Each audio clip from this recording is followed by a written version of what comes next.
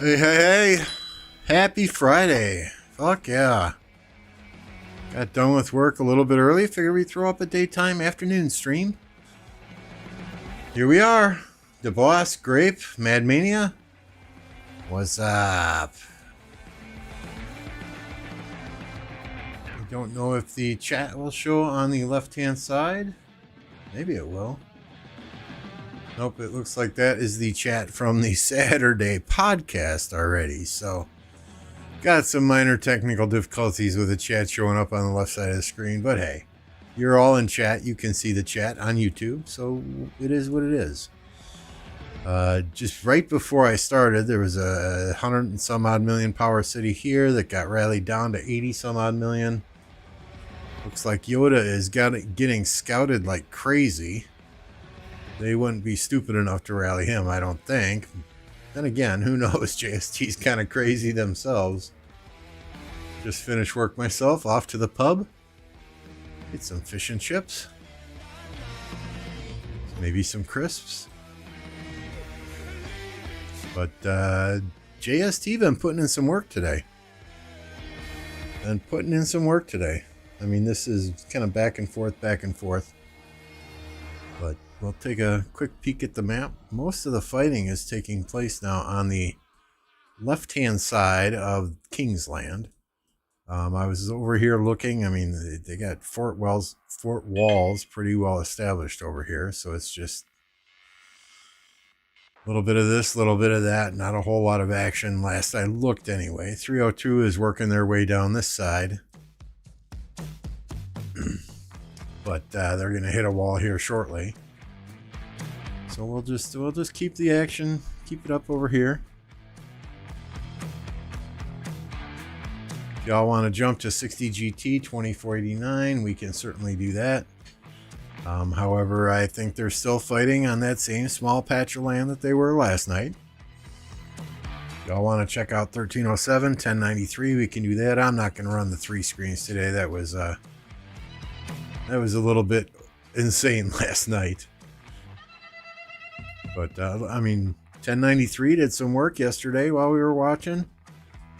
Then again early this morning, but 1307 been pushing back a lot of the day today. They've had field control most of the morning when I've been watching. So 1254 is getting run through today. Alloys. I'm sure Alloys is over there having some fun. Or did you run out of resources again? Did that 3 billion of each disappear rather quickly? But yeah, 1365 been doing some work today. No, they didn't give up. Come on. Look at all these marches here. Did they give up? Come on, Levi.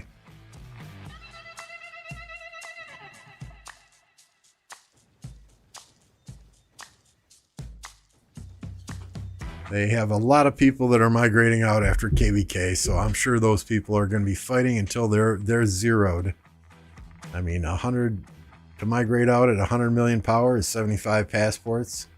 58 million power, it's significantly less. No one streams for 254 when they're not doing well. I'm going to be honest here. I was thinking the exact same thing. I mean, there were multiple streamers in 254 yesterday when they were pushing. But yeah, right now it's there's nobody. So I thought, hey, it's a perfect opportunity to throw up a stream. Just Scrub having fun. Thank you for the subscription. Yeah, on the right side of them, I think they're just focused over here at the present time. I don't think they have enough people online right now to fight on 2 fronts. And the right side of the map has pretty much got a fort wall. I mean, nobody's going to progress much further than the forts.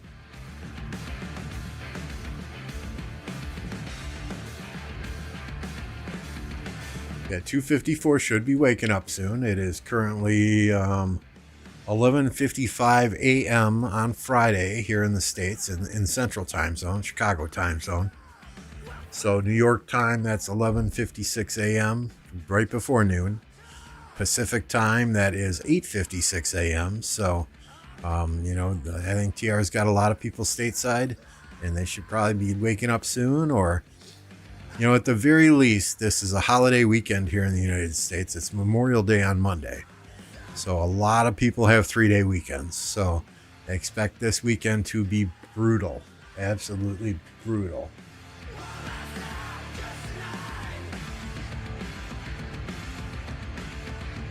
That's why I prefer unbiased streams like yours. Well, I appreciate that.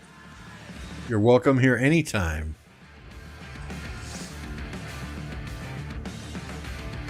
So, you know, I mean, especially if a lot of 254 was fighting real late last night, you know, they're probably sleeping in today.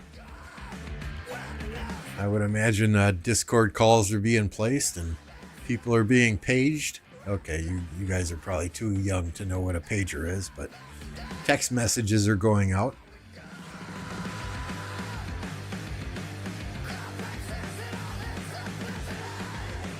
Lordy, Mr. Muscles, what's going on, guys? Good to see you all here. At the most, we'll be here till about 2 o'clock Central Time, which is 3 hours from now.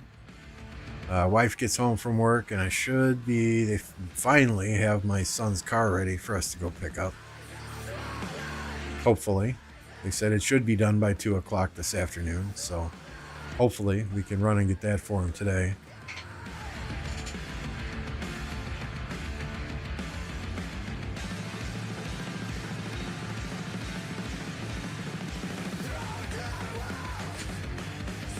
But yeah, I mean, literally, I got done with work. I saw TR City being burned. I saw Yoda being scouted. I saw a bunch of fighting. 5 minutes later, here we are, right? Somebody's pinging the hell out of me on Discord. Lordy, lordy, lordy.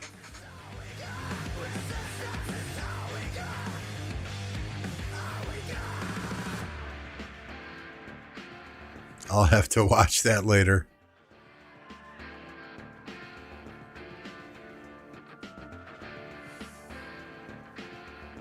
I don't know if I'm...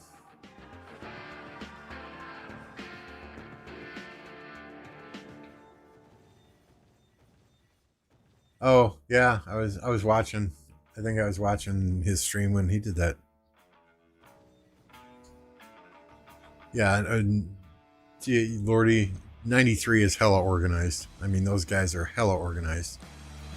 When it comes to organization and leadership, they're right at the top. That's why they've been so strong for so many KvKs.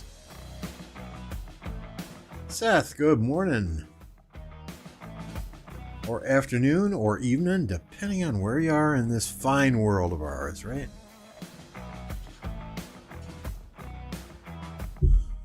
Oops, I do need to put up a little reminder here. No, we're not on a 3-minute delay. We don't want that there. Where are we here? Text box.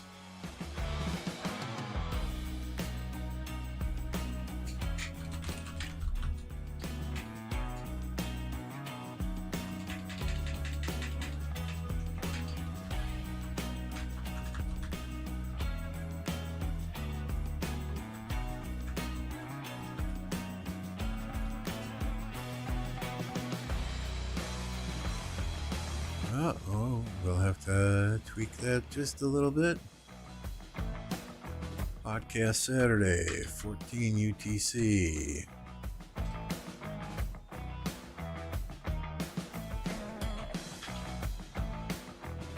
There we go, that's a little bit better. So yeah, tomorrow morning, guys, right here. Well, morning for me. 14 UTC. We're doing a podcast with Beast, Plato, and Apocalypse Gaming. Some of the things we'll discuss are the KvKs going on right now, including 1254, 365, that 1960, 2489. 2489 actually burned a few flags this morning. And 1307, 1093. We'll be talking about that fantastic Ark of Osiris Epic City skin that's out there with 5% siege attack. That is a must-have for every Rise of Kingdoms player. And then we'll be looking at the changes to Ark of Osiris matchups themselves. Good, bad. And we'll take a few questions. I only have an hour tomorrow, though, so we'll see where we go.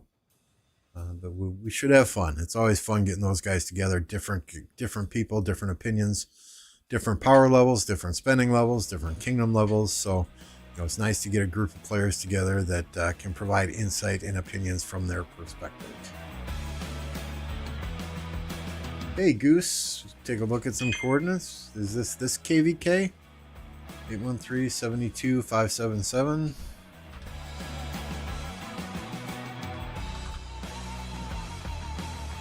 What are we looking at? Did I get that right? 11813, 11823.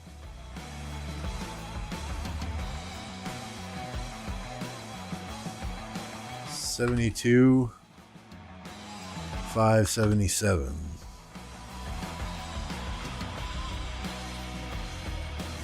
I don't know if he's going there or not.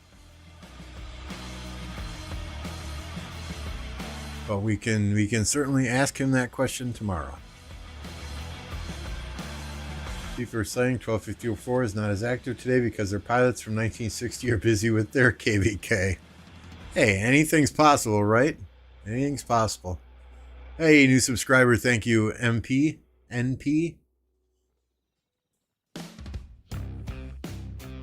Yeah, so this is the 60 GT KvK. I mean, what are we looking at? They're balling up there, right? I mean, for the last 20 or so hours, they've been fighting over this small piece of land right here. We've got a 60 GT flag burning. I know 60 GT got 2489 flags burning yesterday. Looks like those have been fully repaired. We got the 89 ball here. We got the 60 GT ball up here. Something's a-happening. But what that is, only time will tell. Only Farmer, what's good? I saw you streaming earlier. And then your stream quit as soon as I started watching it. As soon as I started watching it, I think that I dropped a $5 donation through PayPal and come back to the stream and it's just clocking. I'm like, okay. And Jake the dog, Jake's up. Okay. 254 is gonna push now. Yeah, no worries, dude. No worries. And then I think you threw up another stream with a 5-minute delay, and I'm like, fuck this. I'm gonna throw up a stream myself. There are two 2489 rallies set. Nice.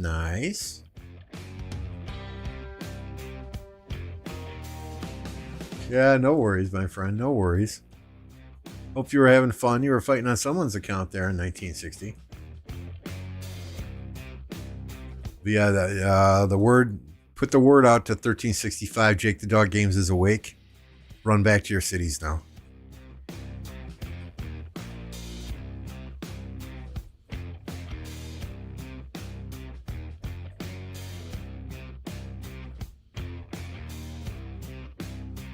Jake is on. Time to carry. Damn right, dude. Damn right. Go get him, Jake.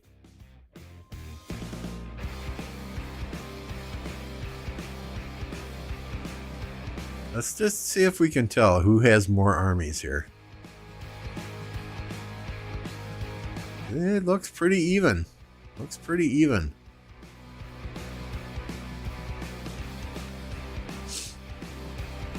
Somebody had said in chat last night that Foe and Leopard came to an agreement already on who gets rewards this KvK, but I don't buy into that. I don't buy into that myself.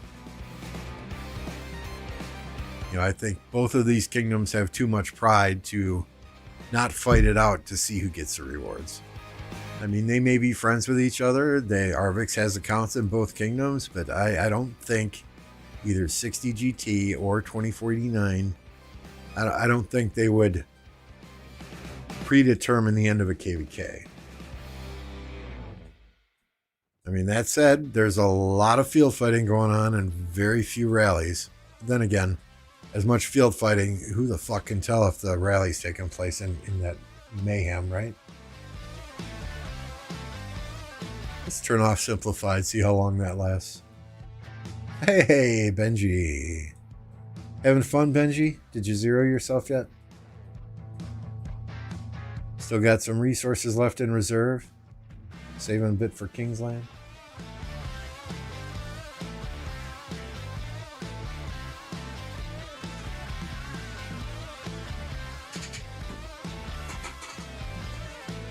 In my rush to fire up a stream, I did forget one thing here.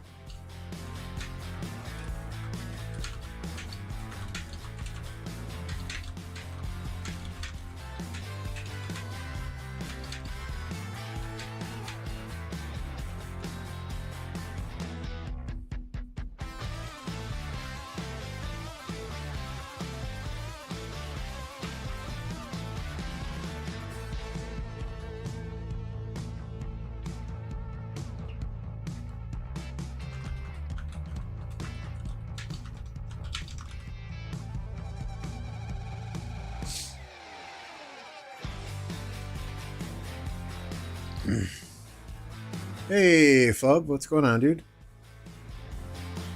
Attrition, baby, not zeroed. You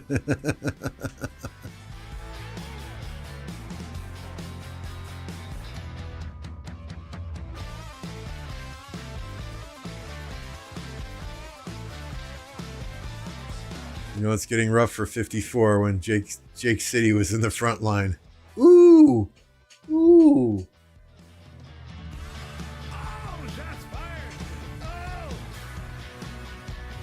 Emotional damage.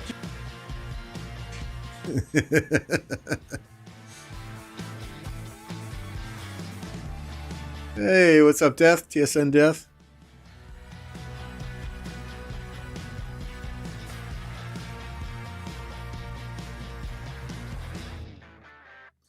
I'm liking all of these. Well, I mean, right now I'm not much enjoying this one. There we go. There we go. Now we got some troops moving forward. I mean, these guys, I mean, yesterday I literally had the camera focused right on this plot of land over here, and it was just field fighting for like my entire 2-hour stream. The only reason I had to move the camera was so the screen didn't freeze up.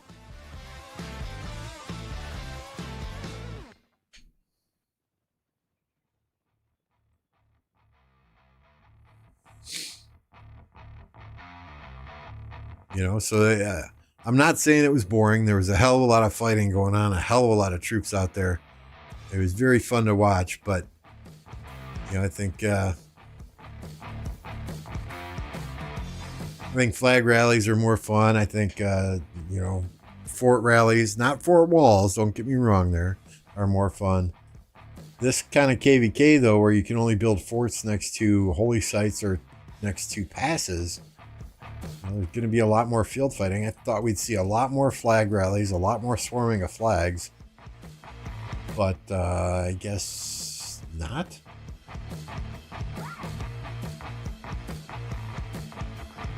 Yeah, exactly, Cyriax.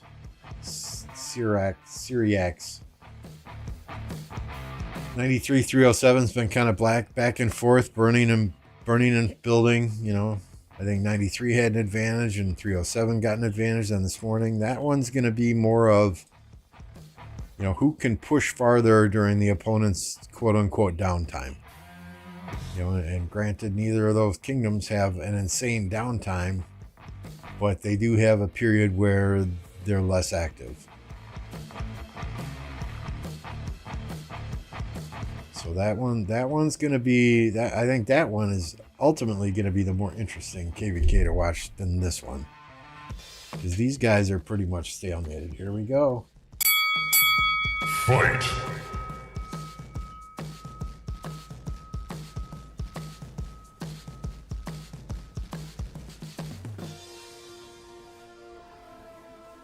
Hey Levi, in this KvK 760 692.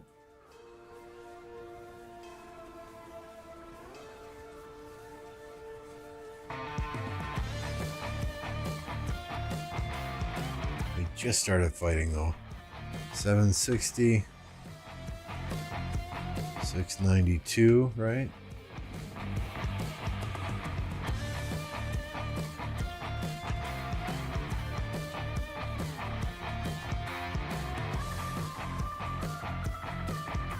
Did I type that in correctly? 760, 692.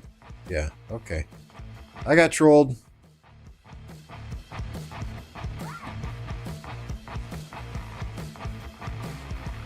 Yeah, I mean, 307 is a solid kingdom. Oh, Swarmer's hiding, bottom of the mountain.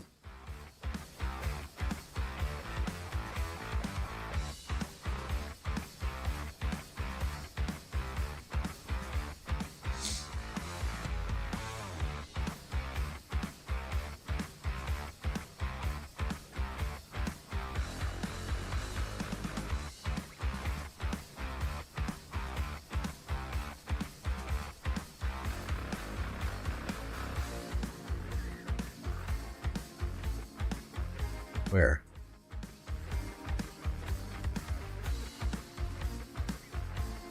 Where?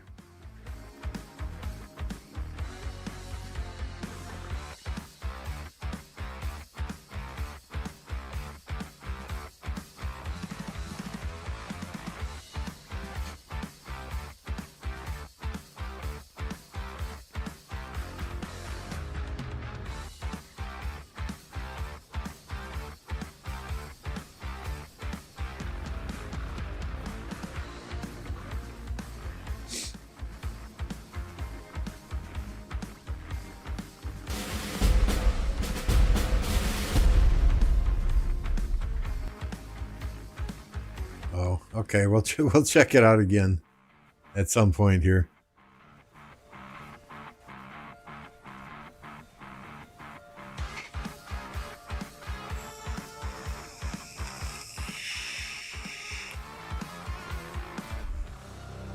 So this flag over here on the left is currently being rallied. It's hard to tell exactly what's in there, or the health of the flag, or the health of the rally. But here's what we want to see. We want to see a swarm, baby. We want to see a swarm.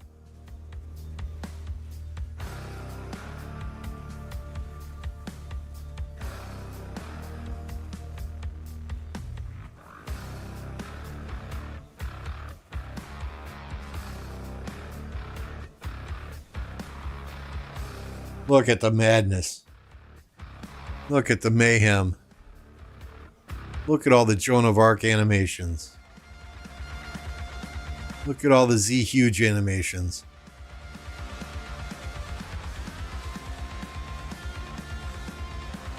Damn, son.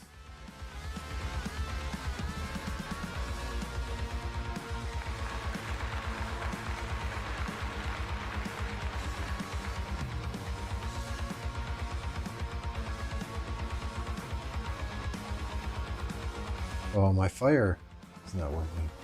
Fire! Fire! Fire! Fire! Fire! Fire!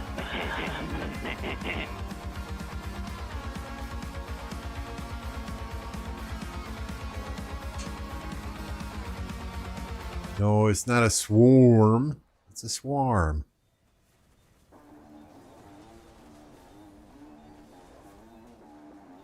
I saw Richard on the field from 89.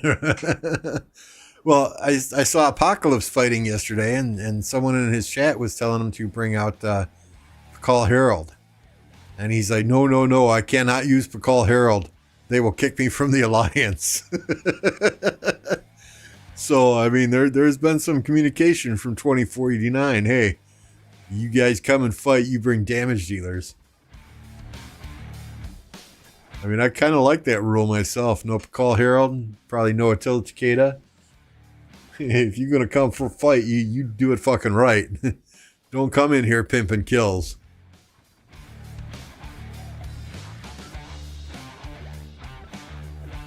My alliance? I'm in Peacekeepers in 1029. Oops.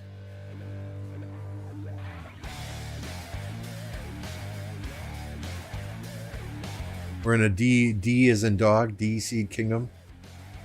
Got a couple new migrants in yesterday. You'll recognize this name.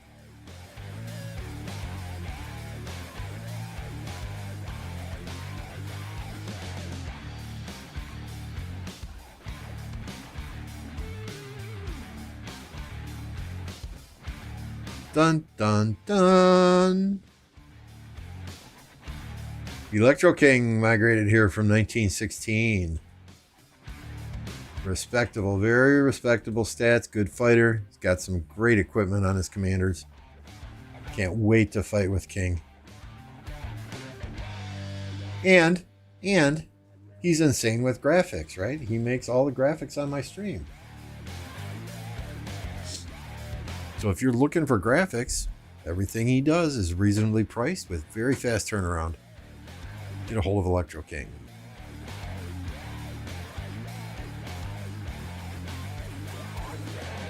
Yeah, I banned Call Herald from our fighting. Arbix is going to win this KvK. That's a good call out, Robert. Yeah. Although, from what I understand, Arbix is fighting as Arbix in 2489. Somebody else in 1960 is using the Arbix account. So.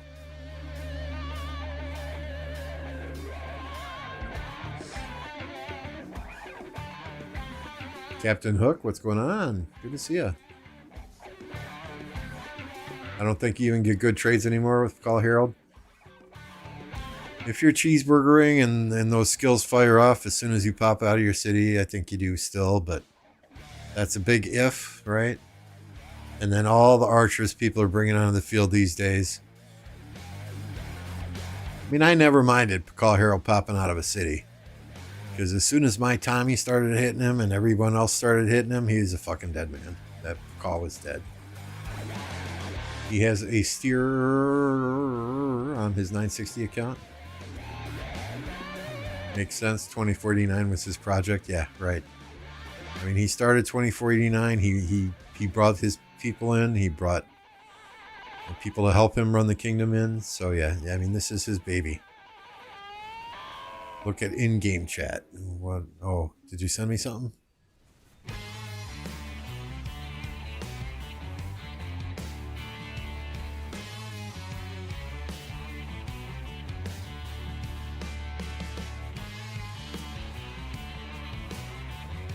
Getting zeroed.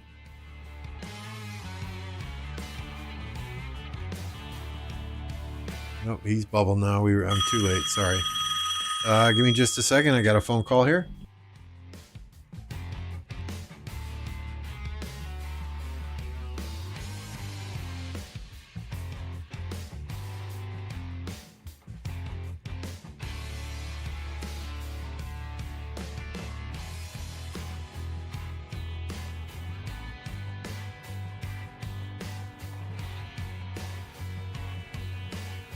Okay, apologies there. What are these here? Some rally reports. Let's just look at the battle data. That tells us the whole story, right? Not bad. Well, okay. Kill points, kill points. Interesting, interesting.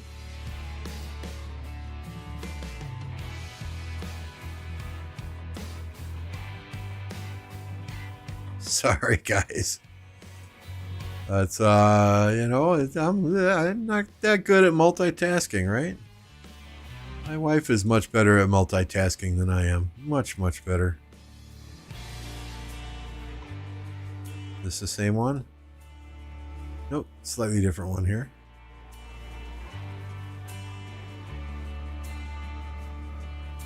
Zeno Hera, Henry Tariq. Oh, that's an open field rally? What the hell? Henry Tariq. That's a new one. I haven't seen that before. Saladin Tommy. I use that. Yep.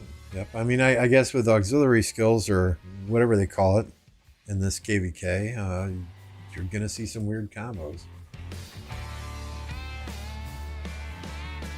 I agree 100%. Battle data should be the default view. 100%. Cat is the pro. Yeah, no kidding, Mad. I mean, she will be working and talking and listening and responding to DMs on Discord and launching fort rallies all at the same time. I don't know how the hell she does it. That's it. No special KvK stuff. You can just use commanders with special troops. I haven't done this KvK yet. I don't know if we will. It's more suited for the larger kingdoms, I think. So it's a new experience.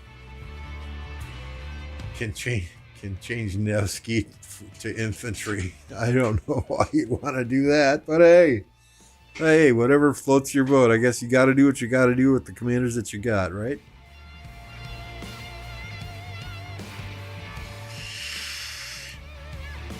Holy crapola, we got 66 watching and only 27 likes? Come on, people. Seriously, come on. Let's do it. Pop a like up there for me. I hate to beg, but come on.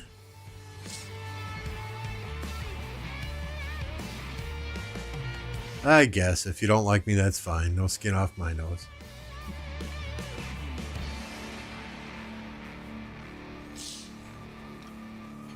Yeah, that's what it's looking like, Toby. It's going to be very hard to win if you can't take the field and hold the field. Especially where you can only put forts next to holy sites and passes, right? Nevsky Herald. Like, or I ban you. That's kind of hard to do, Matt. We don't know who's hit the like button. What's up, Canubus?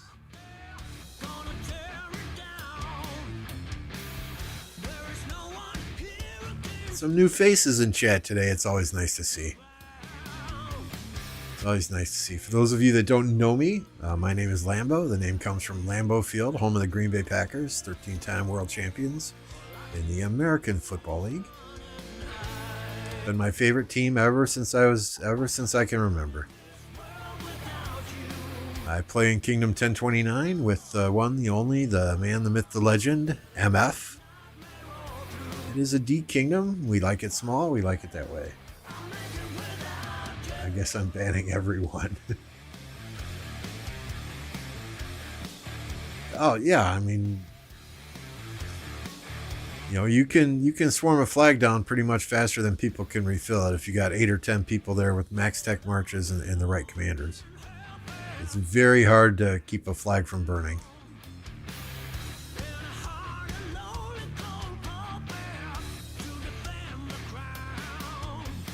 Yeah, total power of the top 300 is how they determine your seed, right? So we're right around 9 billion overall power, which puts us in probably the 30th percentile of the DC kingdoms. You know, we choose quality over quantity. You know, we've got some insane fighters here. We've got some free-to-play players here. We've got some mid-spenders here, but everybody fights. Or I shouldn't say everybody. You know, every kingdom's got a few people that play some specific roles, like filling flags, filling rallies, building flags, you know, babysitting, burning flags. You know, every kingdom has those role players. I had a name change. I'm Anubis from Bulba's OL streams. Okay, that's good to see you here too.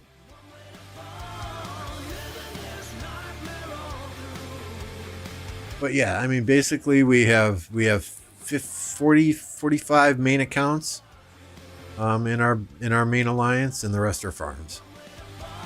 You know, so we use farms to fill rallies and fill flags so that our mains can fight in the open field.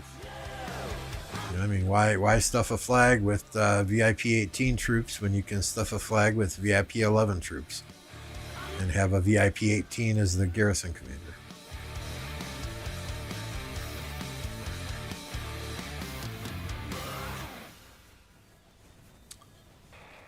Yeah, Electro King was a nice pickup from 1916. Experienced in leadership, he was the king there.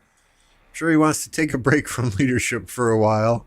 Running a seed kingdom can take a toll on a person, but experience leading wars, experience running Ark of Osiris, experience territory planning. So gaining that kind of knowledge and that good a player is going to be beneficial in the long run.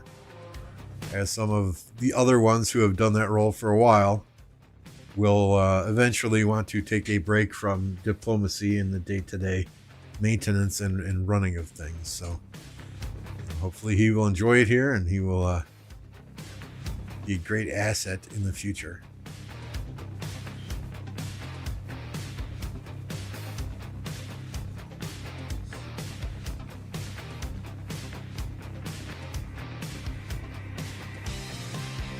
Any more rallies? Any more rallies? You guys want to stay here? You want to go back to 1254 KvK? Tell you what, let's check out 1307 and 93, right? Let's see how those boys and girls are doing over there. First, we'll check to see if these forts are still on fire. They are. 93 healed them, though. The last time I looked at them, they were healing. We got tips touching here. There's some fights there.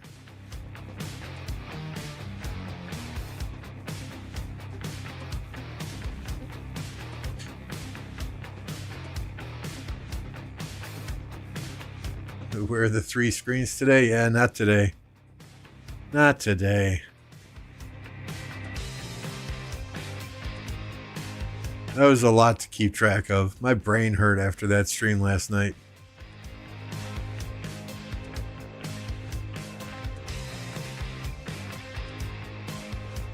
This flag's repairing. It got pretty low health.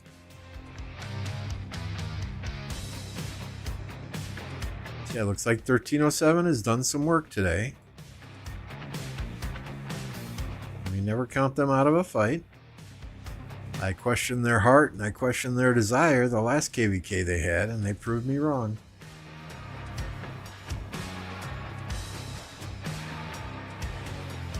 So we'll try and give you a very high level rundown, right? So this is 1307 and 93. 93 had pushed territory overnight, and when I say night, I'm in the United States. It is currently 11:30 a.m. Where I'm at. So overnight, 93 had pushed territory, and then starting about 4 or 5 hours ago, 307 was putting on the pressure. I think this KvK is going to come down to who gains the most territory during the opponent's downtime. In the 2489 and 1960 KvK, it's pretty much a stalemate. Yesterday, 1960 had got a couple 2489 flags to burn. Today, it looked like 2489 had got a couple of 1960 flags to burn.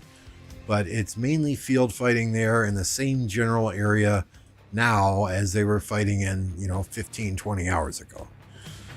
And then the 254, 846, 365 KvK. 254 did not start out strong. 302 got blocked from getting into the zone initially. I think that threw off the territory plan that those two kingdoms had. And they did not start out strong in that respect. But then for 2 days, they pushed and pushed and pushed. And everything that 254 touched was burned. That said, within the last 6 to 8 hours, 365 has been doing the same to 254. So that one, again, that one, I don't know that anyone's going to gain too much ground in that KvK either. And I think the big fight's going to come in Kingsland. So that's a quick recap and my perspective as I see all 3 of those. I hope that helps. Yeah, it's gonna that 365, 254 KvK. It's gonna come down to who passes out at their computer first.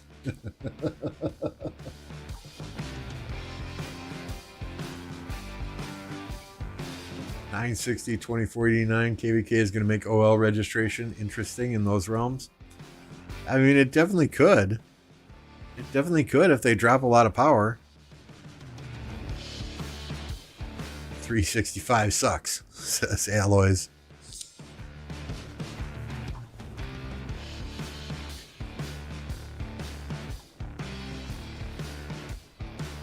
There are 2 passes into the next zone. 93 holds both passes at the moment. 307 is a free zone with allies in the upper right middle. Yeah, no problem. I mean, I'll be the first to tell y'all, I'm not a territory guy. So any advanced territory planning or strategy, yeah, you're not the right person. I do the Ark of Osiris strategy for us in 1029, but yeah, when it comes to KvK, they say Lambo go here, kill. Lambo go smash. The keyboard word, yeah. I mean, I should have. As soon as that KvK was announced, I'm like, damn, I need to make an account in one of those kingdoms just so I can look at the Lost Kingdom chat. I should have done that. Probably could have had an entire stream just going through and reading Lost Kingdom chat.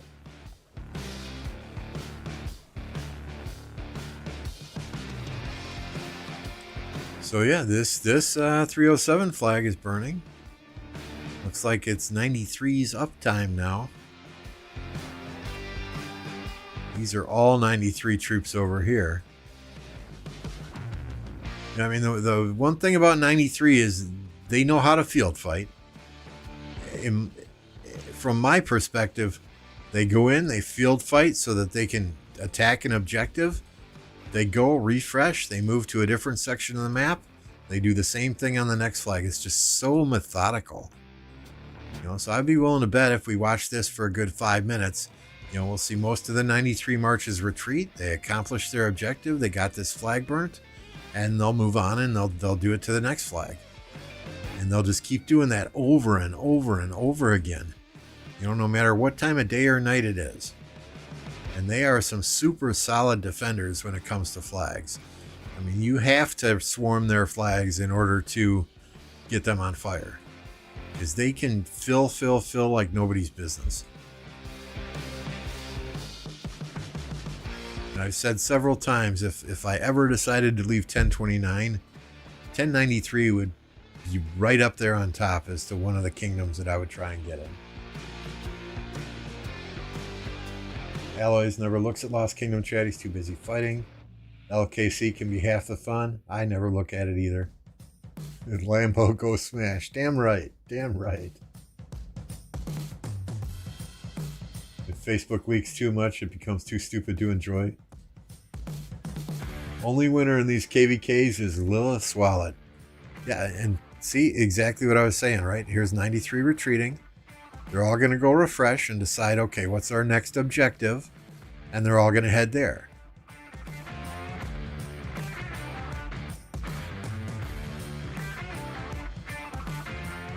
These 2 flags are burning, so they have no need to come up here and go crazy. That said, they've got forces here already building a flag.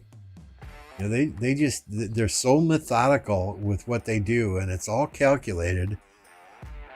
I have the ultimate respect for 93. Hey, Lycan. Smash that like button. Amen, brother. Amen. 74 watching, 50 likes. Y'all are killing it today. Thank you. I played against 93 in, what was it, KvK 2 or KvK 3 when I was in Kingdom 1039. And they no contest. No contest. They destroyed us. So here comes the 307 rally on the building flag.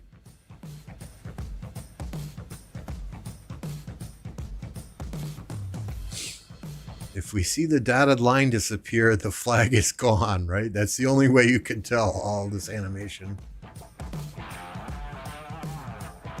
Getting players to be disciplined is difficult. Yeah, exactly. I mean, you don't know how many times we've been on Discord in a big fight, and I'd be like, don't chase the fucking kills. Stay focused.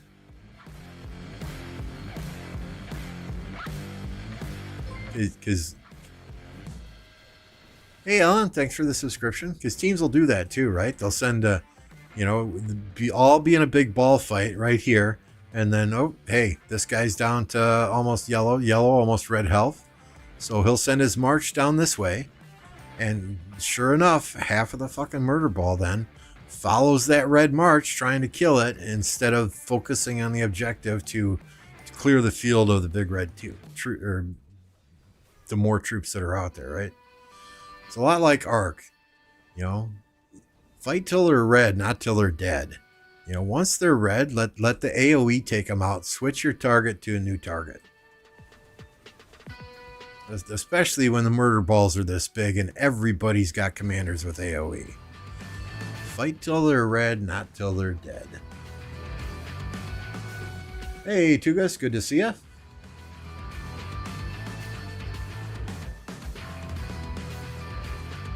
So yeah, 93 was here. That flag's got 10 minutes on it. They better get another rally up quickly if they want to take it down.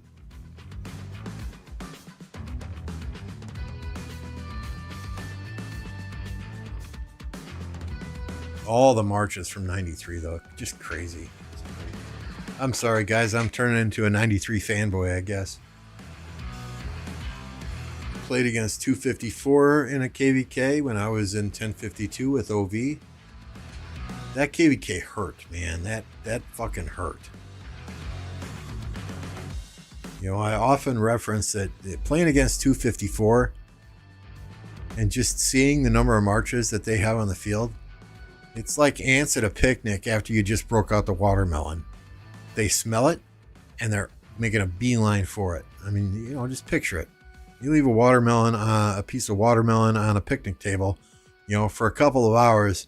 Just imagine all the ants on it. 254 is the same way.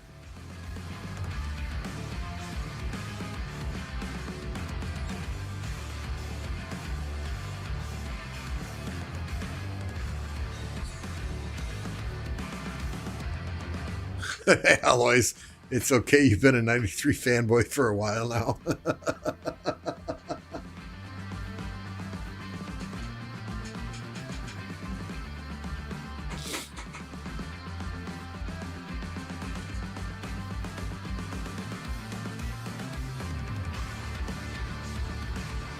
93 is discipline, 254 is aggression. Yep.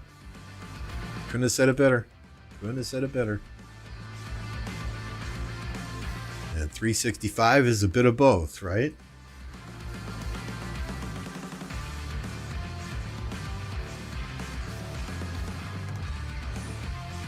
I don't know if they have more activity than 365. I think, I would give them a 10 for discipline. 365, maybe a 9.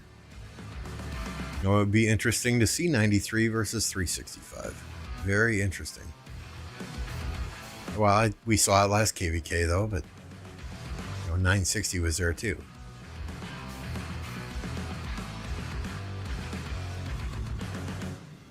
This KvK right here, this would have been something else if they put 1093, 1960, 1307, and 2489 all in the same KvK. That would have been crazy.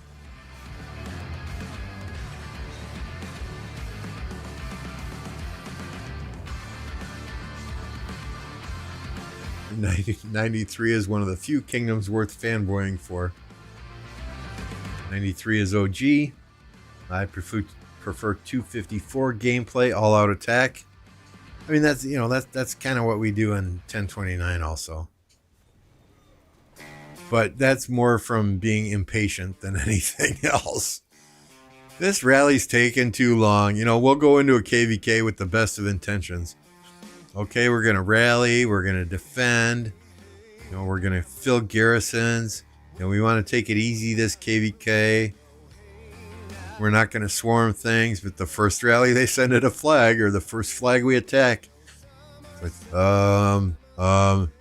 this is taking too long. Let's swarm it.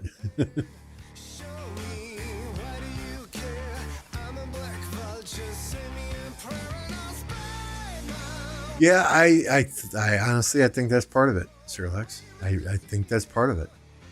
I think they split these 4 kingdoms up on purpose to reduce the lag. I think they created the Autric rewards to reduce the lag. You know, the fewer people that get those type of rewards at the end of KvK in one of these big kingdoms, the more people are going to leave a big kingdom. You know, they'll find a B seed or a C seed or a D seed kingdom to play in. You know, they said in the last update message that they plan to potentially limit the number of combatants a kingdom can take into a KvK. Is that being done to reduce lag? Or are they seeing a growing trend of flags and rallies having farm troops in them? You know, God only knows. But if this, you know, if they're really limiting the size of players you can take into a KvK because activity is dwarfed and, you know, activity is less in some kingdoms than others, and they want to make it a fair battlefield. I'm sorry, if you're a leader that went to Lilith and complained and said, oh my God, we can't face these really big kingdoms, they're much more active than we are. Go look in a mirror, motherfucker. Whose fault is it that they're more active than you are? Get off your ass, have a super solid KvK, start recruiting good players, and start zeroing your shitty players. The only people you have to blame for having a kingdom that's not active is yourself, is the leadership in that kingdom. You know, don't blame Lilith.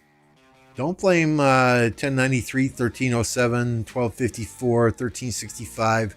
These big kingdoms with lots of active players. It's not their fault.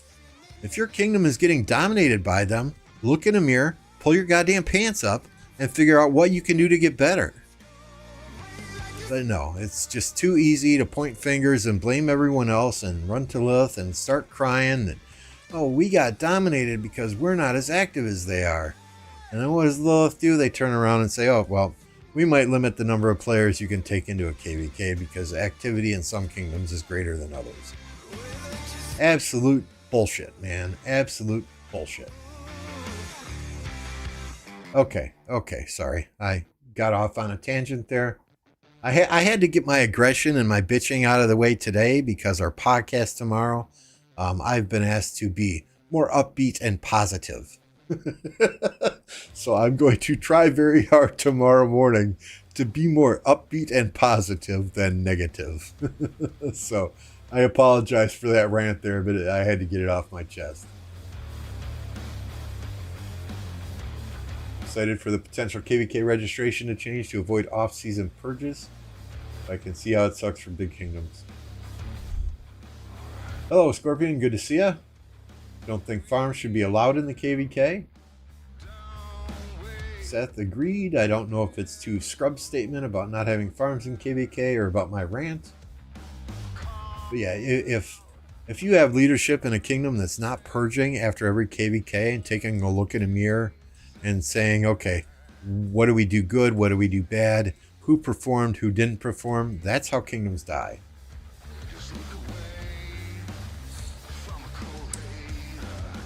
Imperium kingdoms can't have decent fun because of Lilith lag. True. Well, I mean, if that's true, though, everyone would migrate out of Imperium kingdoms. You know, the lag can be bad, but the lag is there for everyone who's playing in some of these KvKs, not just one or two kingdoms.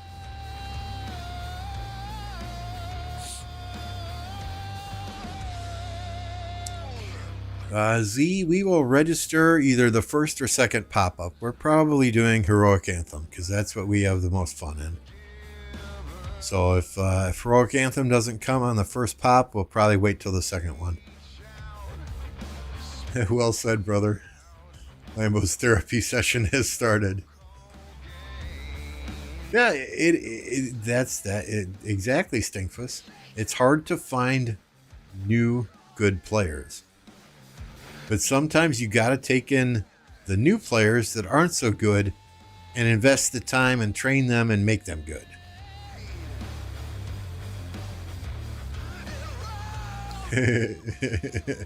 Lambo, tell us how you really feel.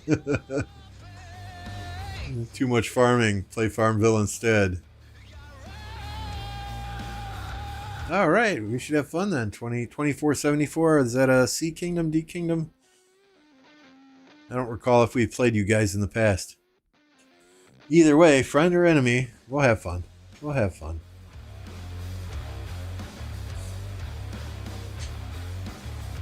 Is Farmville even still an active game? That's like 2007 Facebook.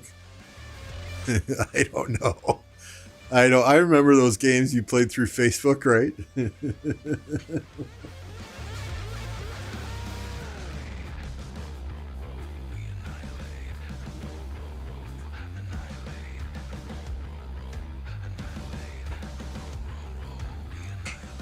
But I mean, that's why 1039 died when I was there, because we went into battles, and sure, it was White Tigers and Solimar, but you had a large number of people. That flag just burned.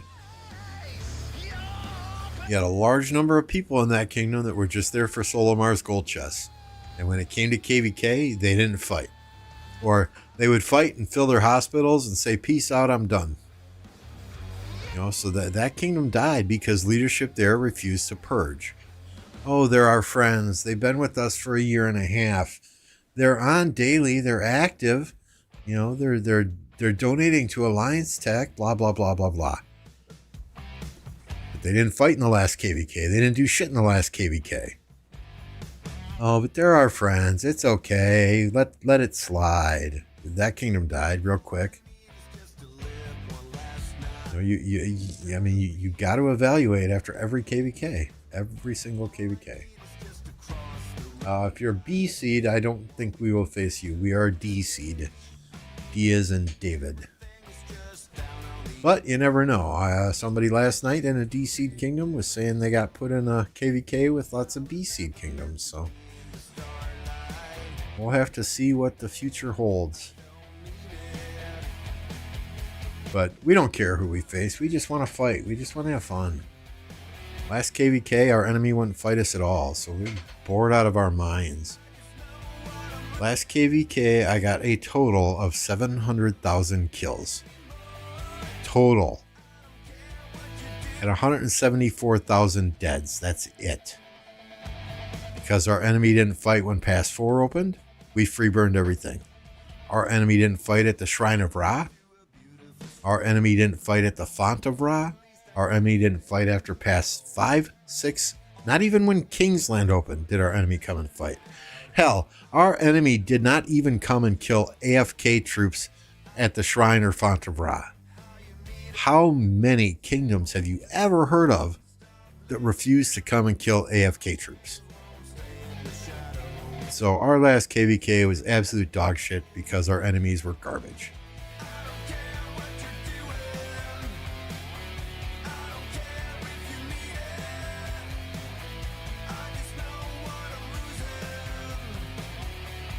Yeah, to an extent. You can do purges if you've got a large number of players who are just casual and benefit you. There's a rally there, I see that. Benefit you in no way, shape, or form. Okay, maybe casual players are coming in for a little bit, fighting for a little bit, and giving resources to the big fighters. They're contributing then. But if you have players that are coming in, spending all their resources and all their speed ups to win Mightiest Governor, win Gold Head events, win Zenith skins, and then don't do shit in KvK, get them the fuck out of there.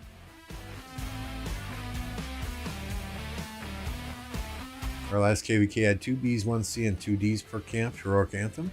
Not bad. That'd be fun.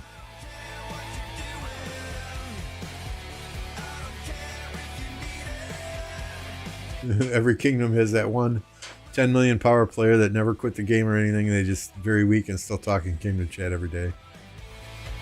Isn't that what 2K and 254 did? What's that? Oh, hey, we missed it. Plug your ears. See, 93 being methodical, doing what 93 does. Moving right over to the next flag.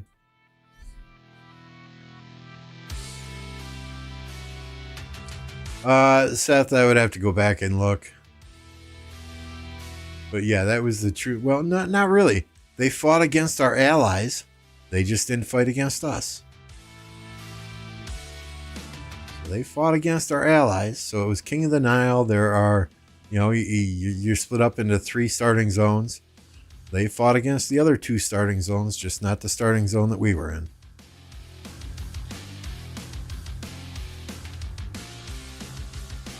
Kingdom 0 or migrate out those with it. Yeah, I mean, don't get me wrong. We give people a chance to migrate before we zero their city.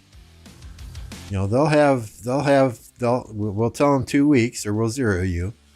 And if they come back and say, I need more time, I won't cause trouble, I'll migrate, and they're respectful, we'll give them more time. We're not complete assholes.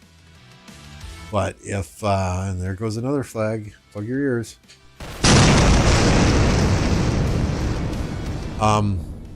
If we tell them, you got 2 weeks to migrate or we're going to zero you, and they turn around and they start being dicks and they start hitting farmers and shit, we'll go ahead. We'll take care of it. We'll deal with it right away.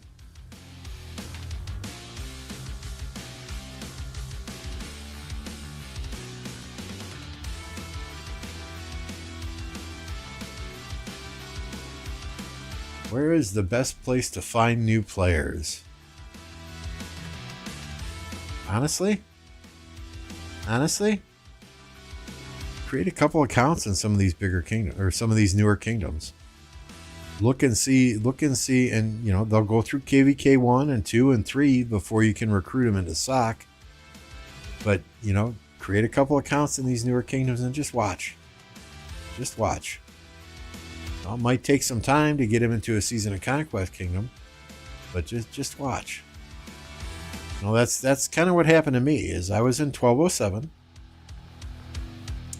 and some of the guys in 1039 had made kind of a jumper project, and they went to 1207, and I was in their alliance there, and they saw how active I was and how much I contributed and that type of thing, and it was like, okay, hey, you want to bring your account to a more powerful kingdom? And I did.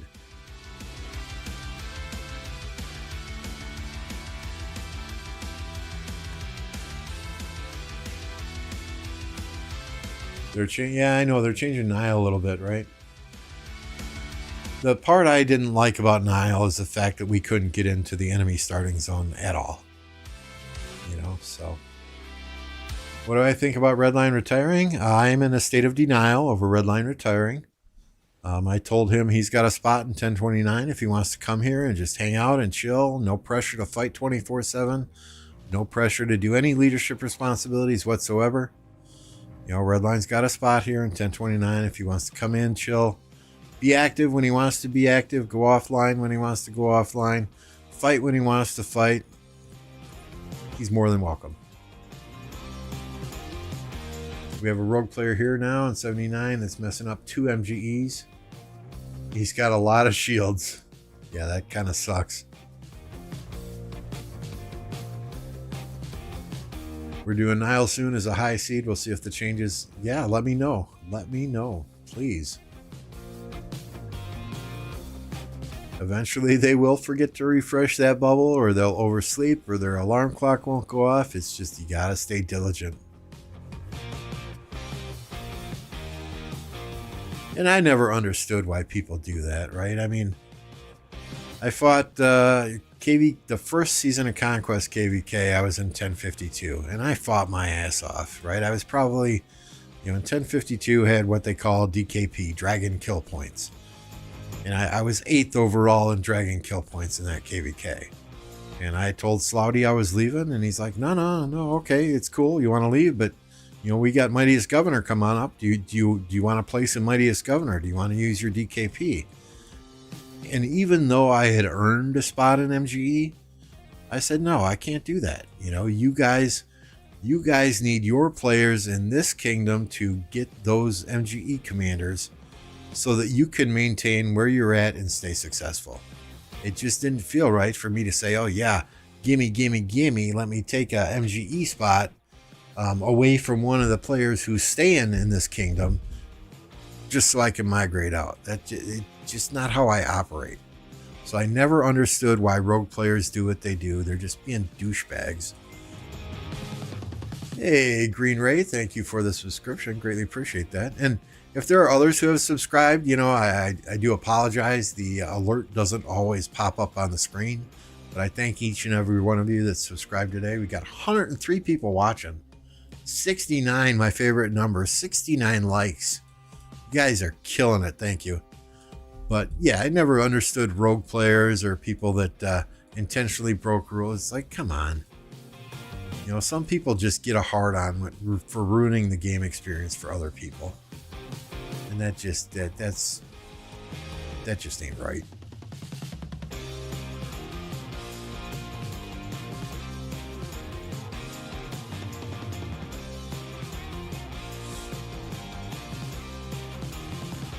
As a B Kingdom got matched against 875 and Nile, it was suicide. We had to wait to fight the Kingsland. Yeah, that's a hard matchup there. Red should take a step back, enjoy a smaller kingdom, and enjoy the game. That's what I'm telling him. That's what I've been telling him. Will I ever consider going to a new kingdom? No. I mean, if the rest of the players in 1029 want to, I'll go with them. But I'm staying with these guys. These guys are like family. Red may go to 960. It's possible. It's possible. He may want that elusive Osiris League win before he does call it quits for good, right? But yeah, going to 960 is the opposite of retiring. Your playlist is sick. Do you have a link? If you look in the stream description, there is a link for music. I use Epidemic Sound. And this is the hard rock playlist that they have there.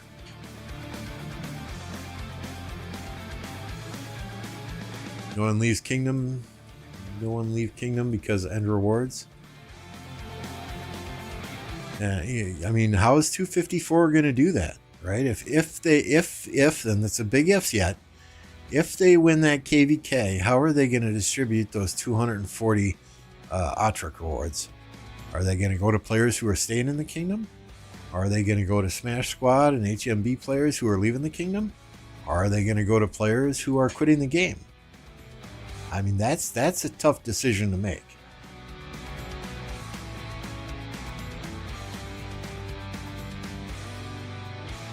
Yeah, rogue players who get zeroed repeatedly and have no alliance are hated by the kingdom, can't do KvK. What's the fun?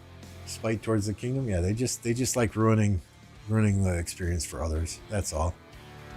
You know, they have small dicks, and that's the only way that they can make it feel like they're worth something. You know, living in mommy's basement, eating pizza rolls and fucking Hot Pockets. Sad to see Redline go if he does. One thing I like about him is that he never has drama. He seems to be well liked amongst all the kingdoms, whether he's allied or... Yeah, I mean, he's a good person. No, he's a good person. There is no lag on PC version. I would beg to differ.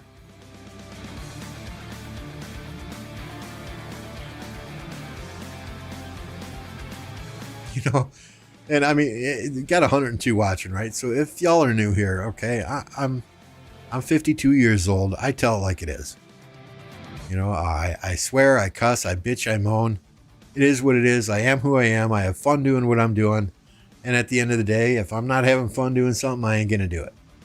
You know, so if you're here and I offend you, I apologize in advance, but suck it up, Buttercup.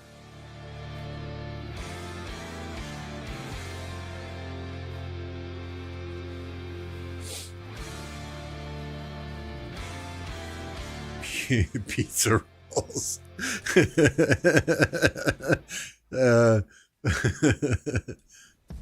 Oh no, what the hell happened here? WinZip is popping up with registration on my screen? That's odd. Yeah, if you're here chilling out and you haven't subscribed yet, hey, it's 100% free, man. What you waiting for? Oops, wrong button. That's the swarm button. We meant to hit this button, right? Too many damn buttons on the stream deck, I swear. If you haven't subscribed yet, there's Osama. Subscription from Osama. Thank you, sir. Thank you, sir. It's 100% free, man. It costs you absolutely nothing. Rego Locktar, thank you for the subscription also. Appreciate that.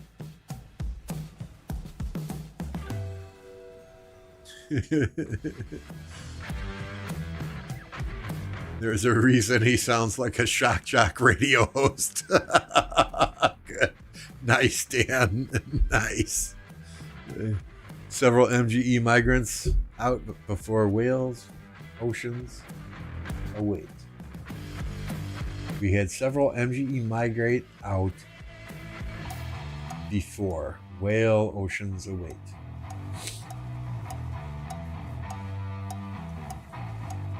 Oh, hey, yep. Sorry. We're reading chat. We're missing these rallies. I mean, this is just 93 doing what 93 does, right?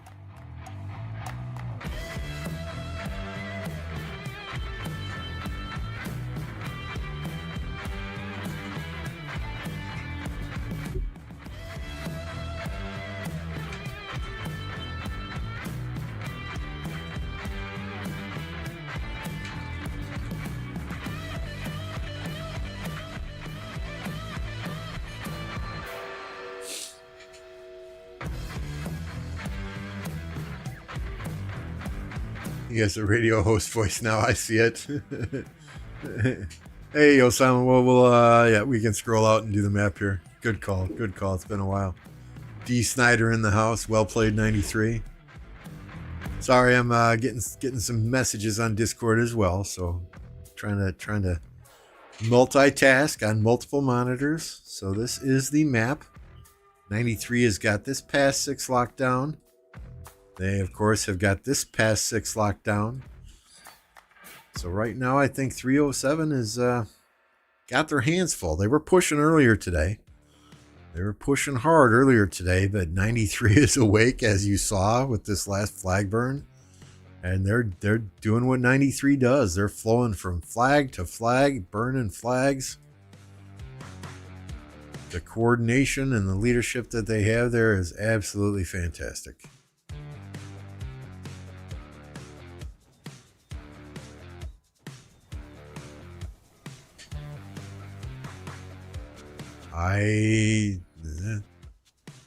They're up here.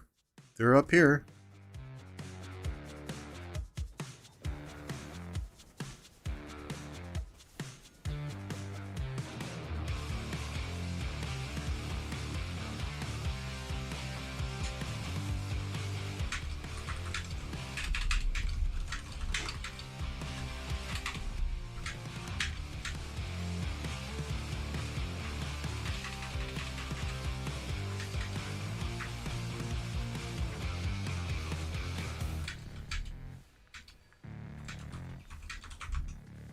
Right? I don't quite know how to say this without pissing people off, so I'm just going to say it. One thing I have noticed about 307 from time to time, when they're winning the fights, when they're burning the opponent's flags, they have hundreds and hundreds and hundreds of people online. When they're losing the fights and the opponent is burning their flags, it's maybe half as many. And maybe it's just a coincidence with their uptime and their downtime. Okay, maybe it's just a coincidence, but I don't know that I always believe in coincidences. Okay. Yeah, we can go back and watch 1254, 365 if y'all want. This one has been more rallies, more flag burning. Than when we were watching 1254, 365. But we'll take a look at that one too. We got all 3 of them bookmarked here. We can jump wherever you want to go. 307 will win this. They're playing the long game. 93 will burn out, especially after their last KvK. In 4 years, I have never seen 93 burn out. Never. Now, granted, I don't watch KvKs all the time, but 93 has been a pretty consistent kingdom for 3+ years in this game since KvKs were a thing.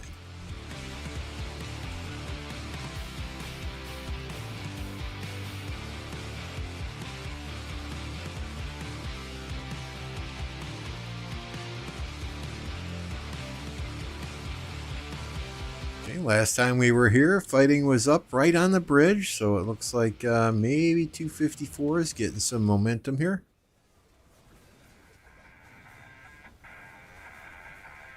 .307 has too many free-to-plays.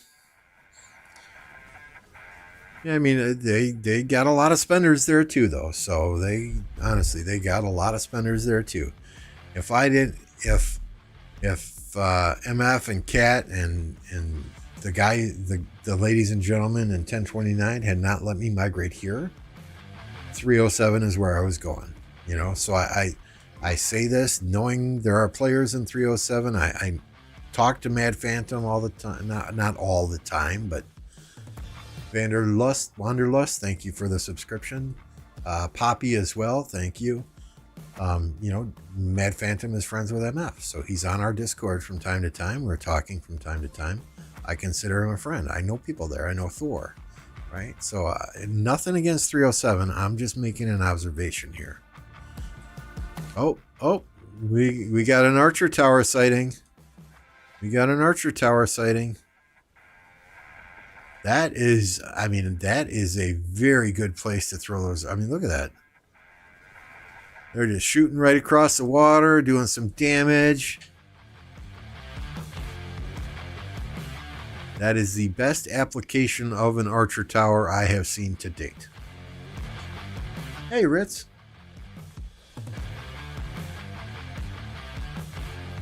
'93 has even more F2P than 307. This kingdom is perfectly balanced. 93 only fire if allies suck. Huh? 1254, 307, 365, 93 are all great kingdoms. Should we still be relevant after 3 years? Yeah, they've all done fantastic jobs, right? Green Ray, 307 has many good players, but they also have too many not so good ones. Well said, well said. 307 just hasn't been in many difficult KvKs. This is their second. They 960 beat them, right? A couple KvKs before that, they fought against 1052, and 1052 beat them. So,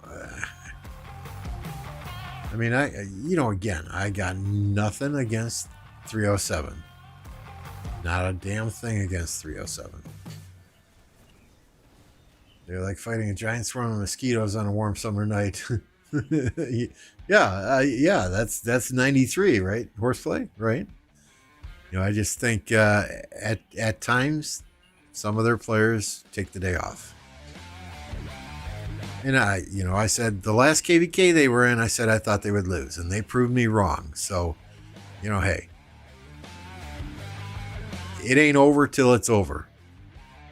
And they've got the talent, they've got the players, they've got the spenders, they've got the non-spenders, they've got a well-rounded group of people there.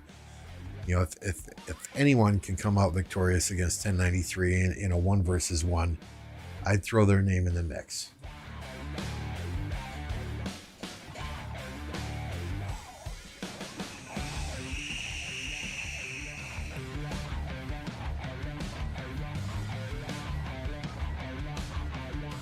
I've not heard from Hamid in a very long time. That's the beautiful girls guy, right? Beautiful lips, silky hair, that whole thing.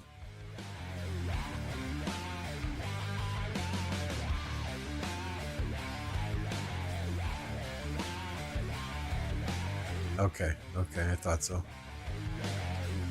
I can't even keep up with the story or what the kingdom is all about, even playing for years. That's why I can say Rock still has a lot of players, even though people say it's dying. 307 is good. They got Bulba. Yeah, you can't beat that Dragonlance Rotilla March, right?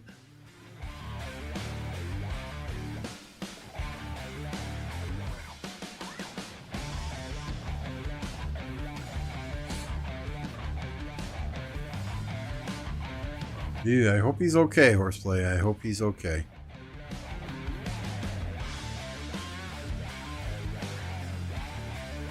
They don't look like they're taking counterattack damage. If they are, it's very minimal.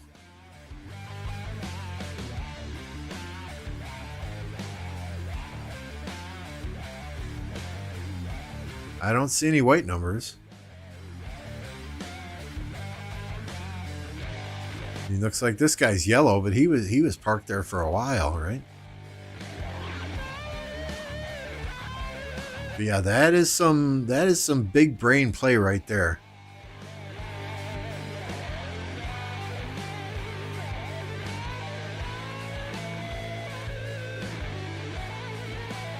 That is the best use of Archer Towers I have seen to date, honestly.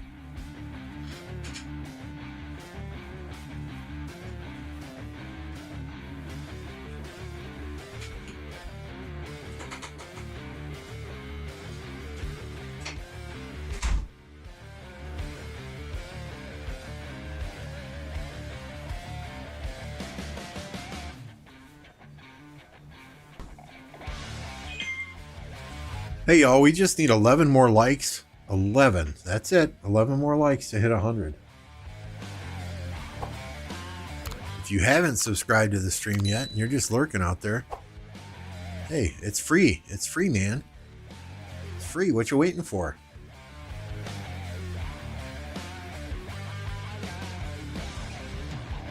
Who should I replace first? Alex, Charles Martel, Thutmoses, or YSG? All our expertise. If you can get the newest commander, and I call him Z Huge because I can't pronounce his name. If you can get that newest commander, take Thutmoses out of your lineup. Otherwise, Boudica Prime with YSG is a huge improvement there. While I'm not a huge fan of Charles Martel, at the same time, Charles has double museum relics that you can put on him and still make him somewhat viable in a stock KvK. Going into KvK 3. I would just save your gold heads then. Save your gold sculptures, and once you get into Season of Conquest, invest in the latest and greatest generation commanders. That Auto Sin 7 with the new Archer Tower is a 200 million power player with 24 billion kill points, and he's doing tower. So we probably should too. Yeah, I mean, after look at this, look at that. After seeing this, you know, it's a 54 million power player. 54 million. Has he got two there? Yeah, he's got two there. Doesn't timed perfectly, positioned perfectly is more like it, and he's got two more back here. All right, so here's proof here, guys. The Archer Tower is viable. I don't know if I would max those commanders on your main account just yet, but if you got some extra gold sculptures lying around on your farm account, it might be worth it.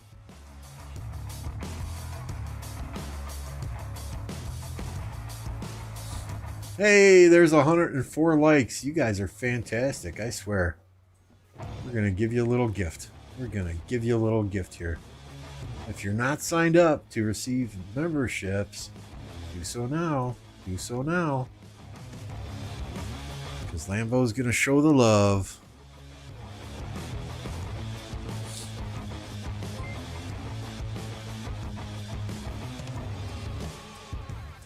Yeah, I'm putting Z Huge behind Nebu and running Boudica YSG. And my third Archer March is going to be Artie Tommy.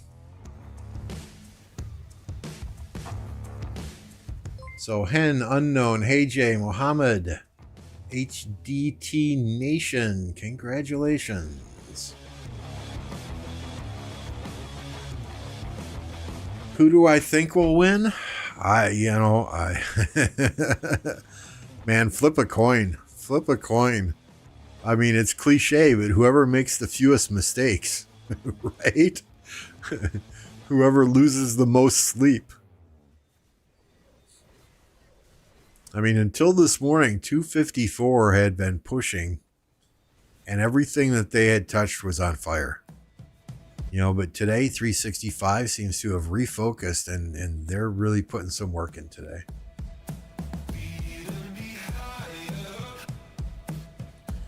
Yep, those gifted are completely random. So we hit 100 likes. So hey, I'm gonna give back to you guys so you can use some of those emojis in chat, right? I only get 70% of that revenue back. YouTube takes 30%, so I'm losing money on the deal, but we're having fun. It's all about the fun. And the more people that can pop these emojis, Go Pack Go, Noob, Swarm, Burn, Bears Still Suck. We got one for Justin. We got a nuke.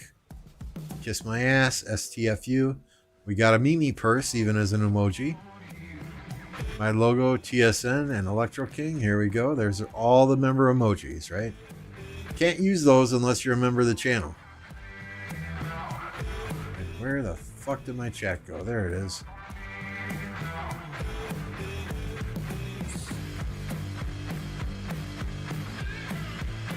Yeah,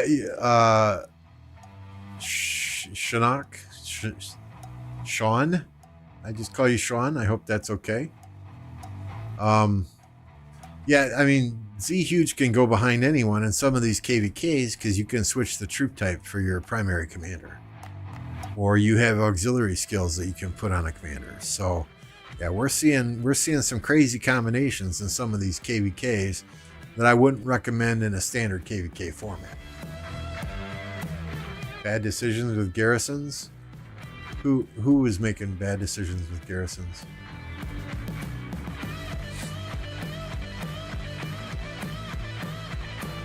Yeah, Robert, I would like to cast some Osiris League matches. You know, I don't think I would ever be casting on the official channel. The curse words just flow out of my mouth too naturally to do that, right? And I have some opinions out there about Lilith and their conspiracies that probably wouldn't go over so well to be doing that on an official channel. But, you know, we'll have to see what the new Osiris League brings and how people can actually spectate it with the Sands of Time or Fog of War or whatever we're calling it, because you know it really doesn't make a lot of sense to cast some of those matches if you can't see through the fog.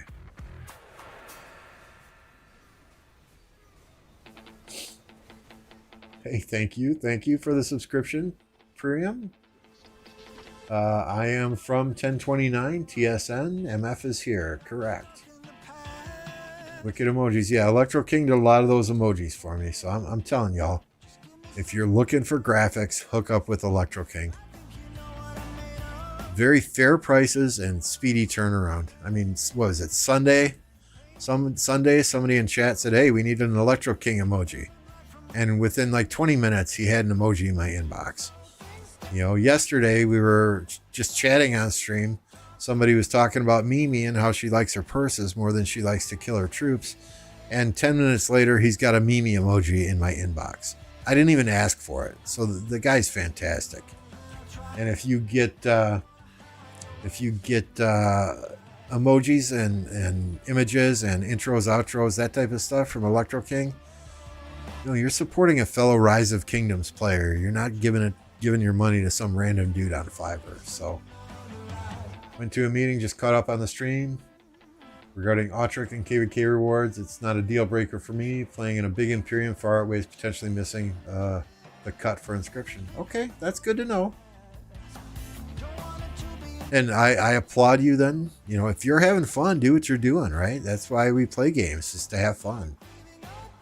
If you ain't having fun, stop doing it, man. Life's too short. Yep, MF is still in 1029. He's in PK.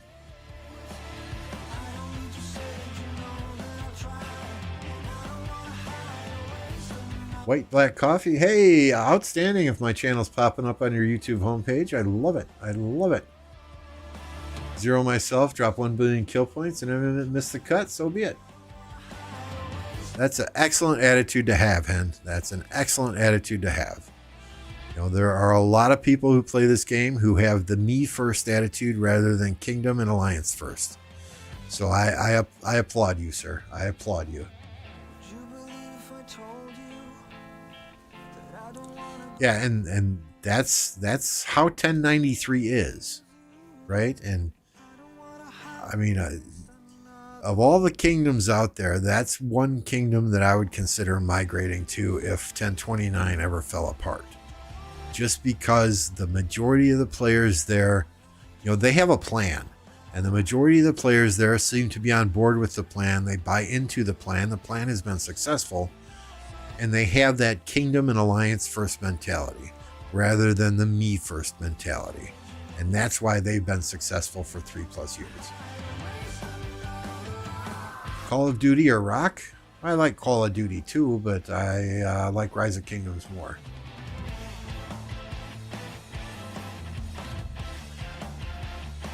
Hey, good to know. Thank you, Priam. King of 1128? Okay, outstanding. Got another new subscriber. Appreciate that. All the new subscribers today, I love it. We gotta get done with work early on Fridays and stream every Friday. My goodness. Scrappus.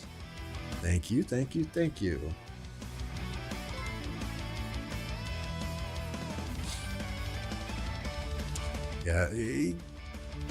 Yeah, shouldn't miss out on rewards if you do that well, though. Bad game design. All the new subscribers now popping up. So I was saying earlier, if you subscribe, thank you. These notifications don't always seem to pop up at the right times.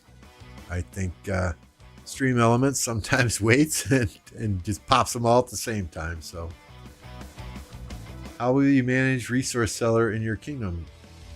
We really don't need resource sellers in our kingdom. I mean, I've got 10 farms that I keep going constantly. I work from home. I have my tablet up pretty much the entire day at work, sending out farmers on 10 farms. So that's how I have so many resources.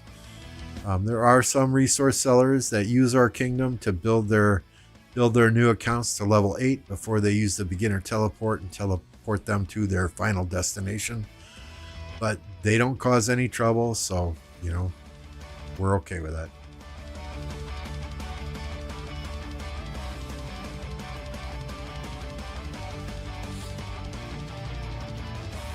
But yeah, MF is still in 1029.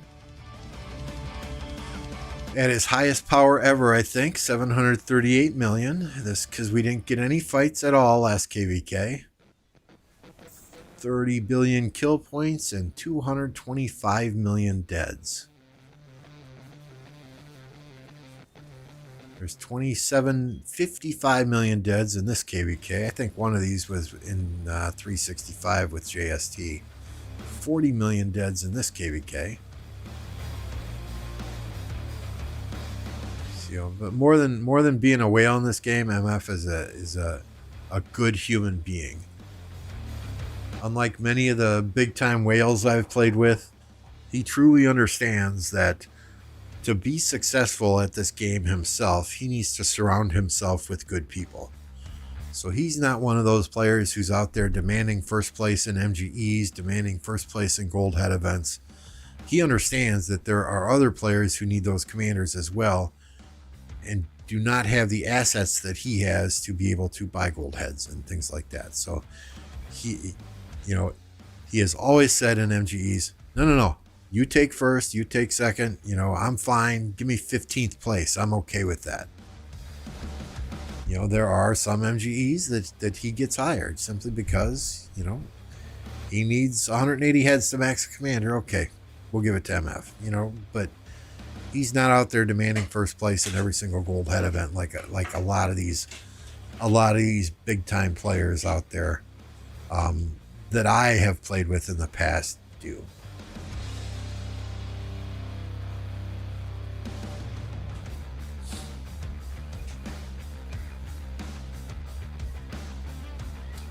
Came across your stream and saw TSN. Those guys were the best group I played with at the start. PK69. Yeah, TSN. TSN technically stands for 369 because a lot of these guys started in 369. I kind of like to believe that TSN stands for the Swarm Nation because we pretty much swarm everything. Rallies, flags, cities, we don't give a fuck.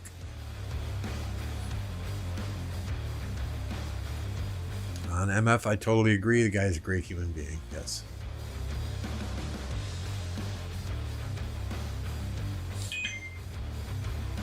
Alloys cheers. Yeah, I wouldn't mind asking them to raise the reward number, but then that also makes it more competitive to get one, which I don't mind.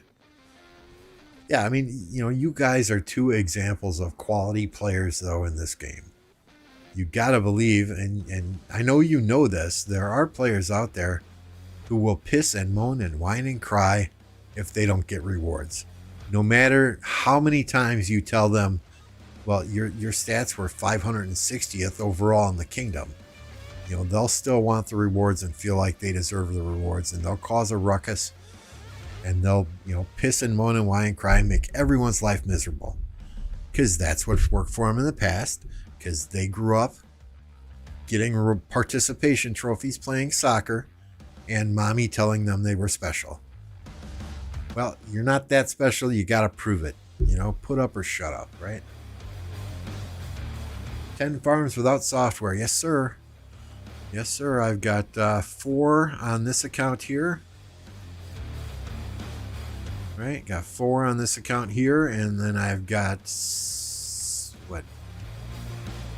3 on 2 other accounts that I run off of BlueStacks or my Android tablet.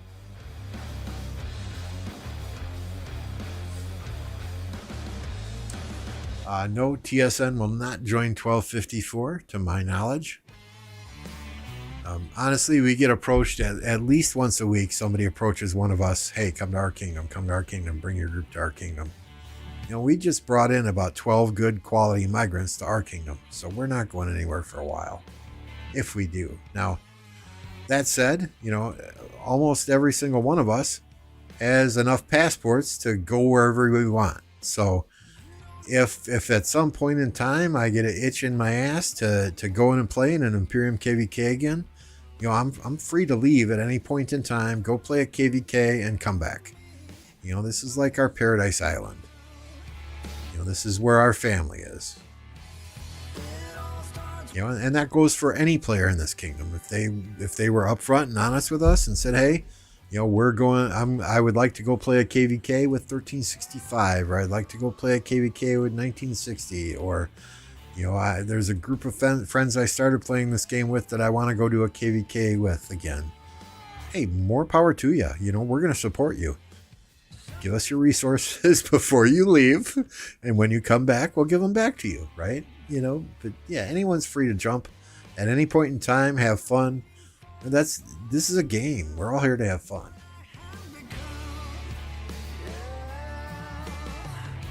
Yeah, this is a hobby. This is entertainment. You know, I mean, figure what? A ticket to go see a movie is $12. Then you buy popcorn. That's another $6. A large soda. That's what, another $5. By the time you're done, that's, you know, for you and your wife, or you and your entire family. God forbid you take your entire family to see a movie. You know, you're out $120.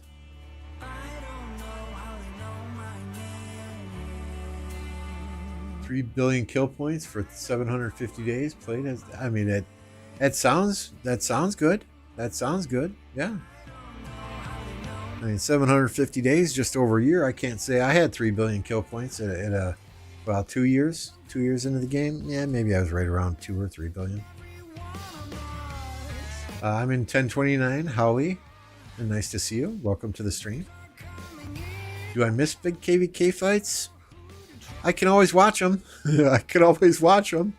There are times where I miss being in a battle like this, yes, but then I just think to myself, oh God. Oh God, I remember also targeting a march that wasn't there, or, you know, phantom marches that you would...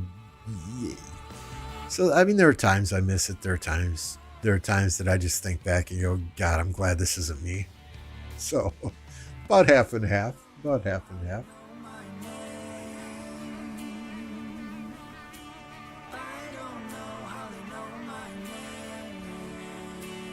Can anyone with 4 billion kills and 18 million deads, but free to play and very active, join us?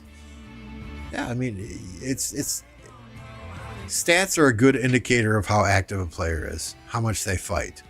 But at the same time, the people that we let into this kingdom are people with a good attitude, people that we think are going to fit well into the existing player base that's here. So if you're interested in joining, if you're interested in migrating here, I would suggest that you talk to Kat, and I'm drawing a blank here. Where's Alliance? You know, talk to Kat, right? Even on our main page. If you're interested in coming here, contact TSN Cat. Now, she will require that you fill out a written application and do a voice interview. That's, you know, if you can't do a voice interview, can't fill out a written application, don't even bother. You know, and we do that for a reason. We want to make sure that you understand our expectations for players coming here, and that we want to know what you expect from us as a kingdom.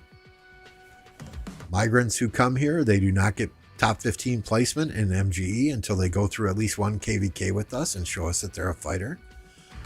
You can get first and second place in a gold head event once every 3 months. You know, so that's even if today's your first day here. You know, we just ask that you communicate your desire to get a first or second place so we can kind of coordinate those events so people aren't blowing through resources and speed ups, you know, trying to pass each other in a gold head event. So, you know, if you want to migrate here, get a hold of Kat. Now, that said, we've pretty much let our limit in before this next KvK that we enter. So she may tell you she's just going to hold on to your application and contact you after our next KvK. We brought in about 12 to 14 people after our last KvK, and they all seem like good quality people, but, you know, generally there's one or two who don't meet the expectations, who will ask to leave after a KvK. So, you know, we're always looking to bring in people that are of the same mindset as we are. And that's key, right? You don't want to bring in somebody that interrupts and that puts a, how do I say this? That throws a monkey wrench into the fun that you're having. And the reason I'm here, the reason I play with these guys in 1029 is because I have fun. You know, we can sit on Discord and we can chat all day long. And 90% of our chatting with each other, it's not even about the game. You know, we're just chatting about things that are going on in our lives. It's more like a group of friends hanging out at a bar, you know, than it is a group of hardcore players discussing tactics and talent trees and things like that. Now, we can get into discussing tactics and talent trees if that's something you want to do. Got a lot of players that love to do that, but in the same respect, we just love hanging out.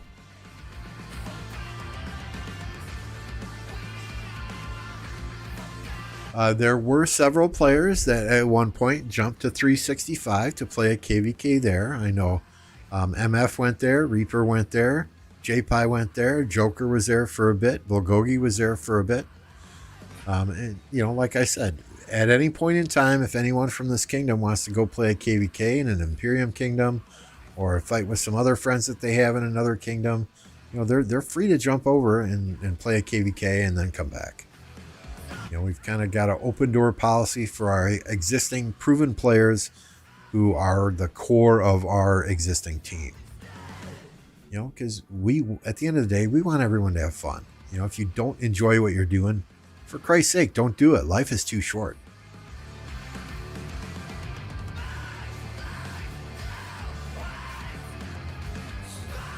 Know your capability, know your situation, and search for a suitable kingdom. Personal interest makes you greedy.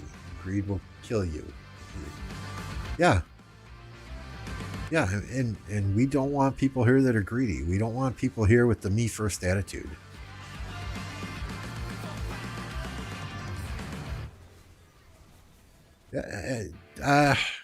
Still playing. MF is kind of semi-retired. He logs on. He does daily stuff.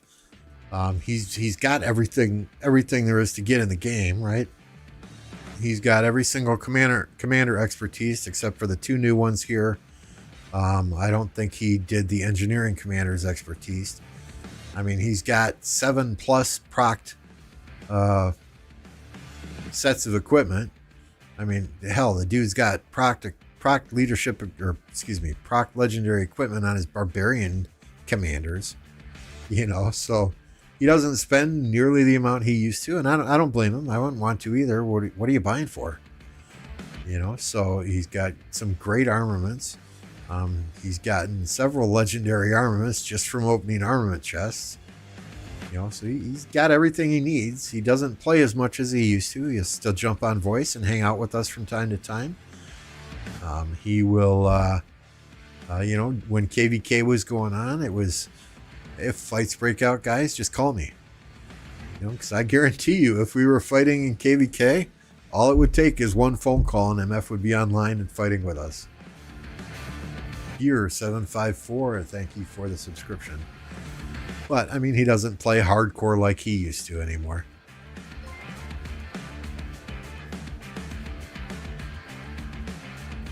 And contrary to popular belief, it is not raining gold chests in Kingdom 1029.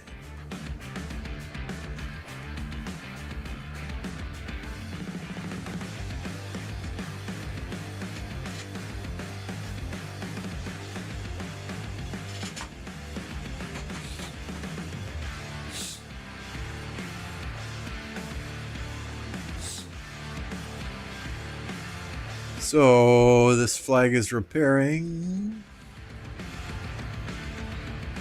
254 should be rallying that soon, but they're I think they're kind of testing to see if they can get the field here. And JST is kind of drawing a line in the sand. You shall not pass.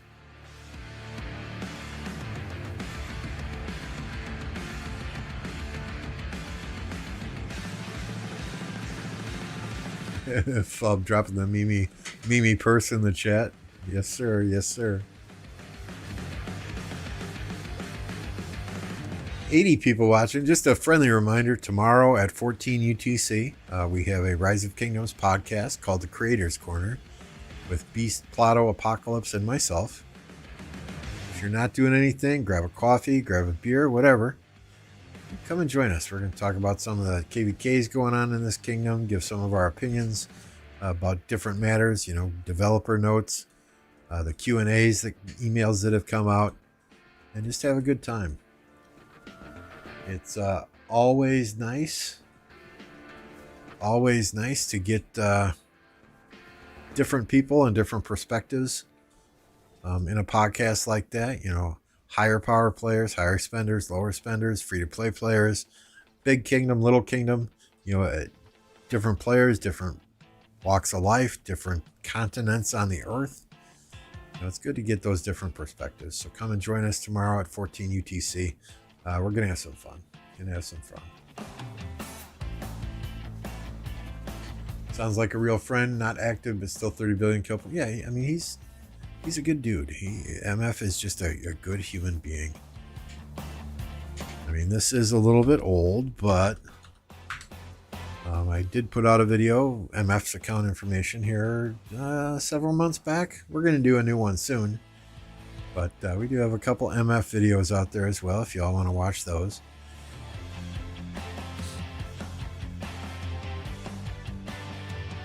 Who do I think is going to win, 365 or 254?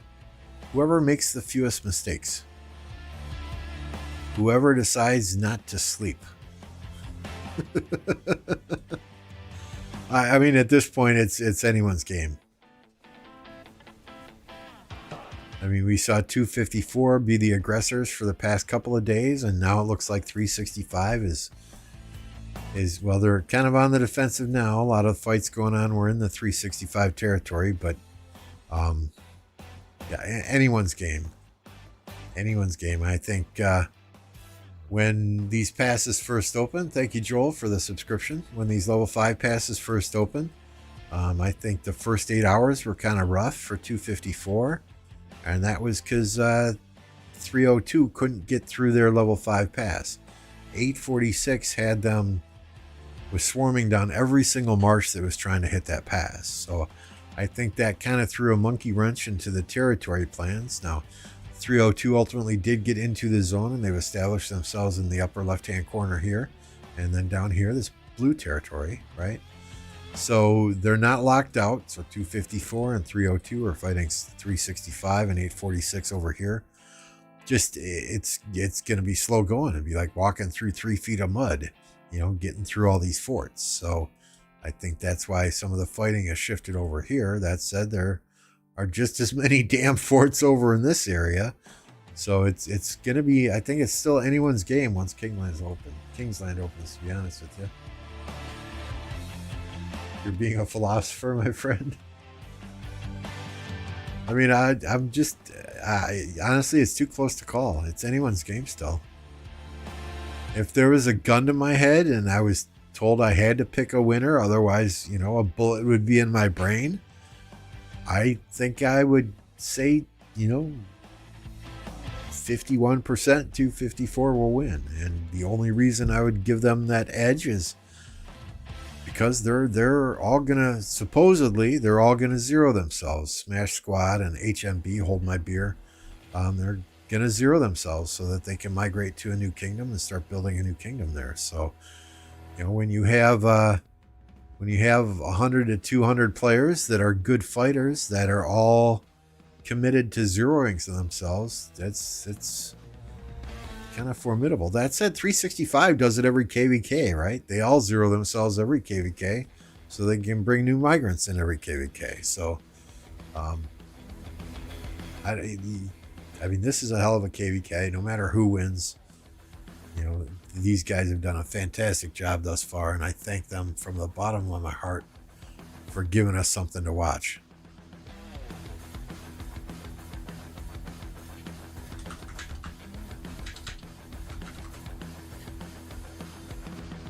Otherwise, right now, I would be back in Home Kingdom running barb forts and farming gems, and that's no fun to watch, right? You guys don't want to see me farm gems and run barb forts.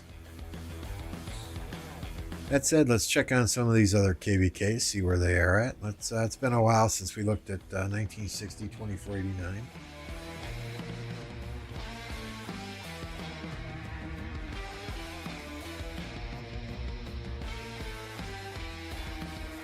So it's like this general area here, where the territory touches here and where the territory touches over here is where they've been fighting for like the last 15 hours.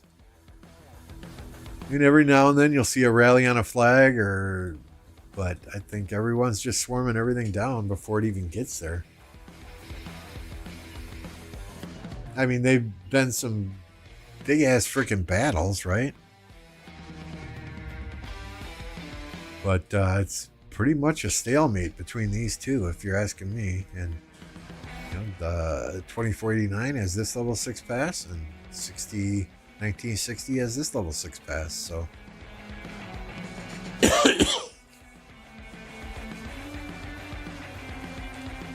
let's go to 307 1093.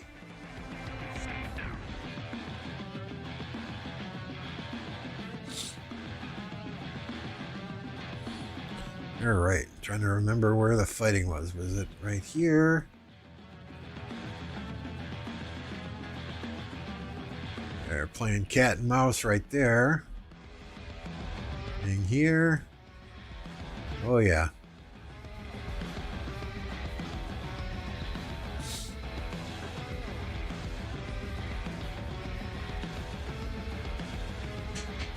Do you know about 60 GT coin? Well, I don't know if that's a thing anymore, but I know Governor or whoever was leading that kingdom previously, you would earn quote-unquote GT coins for kills, for deads, for participation, for things like that. And then you could trade those in for, as I understand it, like Google Play or Apple Play gift cards. So, I mean, that's a hell of an incentive program, right? That's a hell of an incentive program. 2489 is doing a great job against 960 IMO. Yeah, I mean, I think most people would have said before the KvK started that 960 was going to dominate, but that has not been the case. Now, some in my chat have speculated that it's because 960 is playing on 254 accounts, piloting those for the 254 365 battle. I had one guy yesterday telling me that, it's KvK. What did he say? He said that Foe and Leopard had already agreed to the outcome of the KvK and the battles were just cosmetic, which I have a very hard time believing.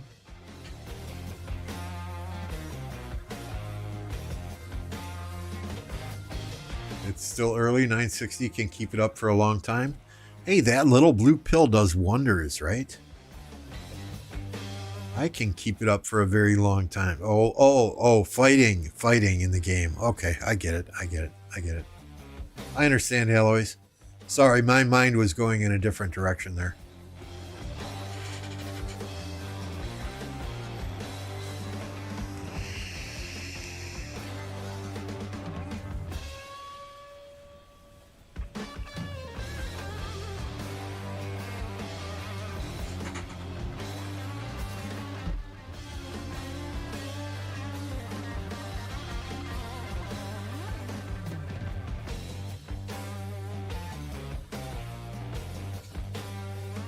It's a lot of there are some people that have accounts in both kingdoms, right? I know Arvix obviously is the biggest one, but Apocalypse Gaming told me yesterday Apo's in 2489. He said Arvix is fighting on his Arvix account in 2489, and somebody else is using the Arvix account in 1960. So 2489 is the kingdom Arvix built, so that makes a lot of sense.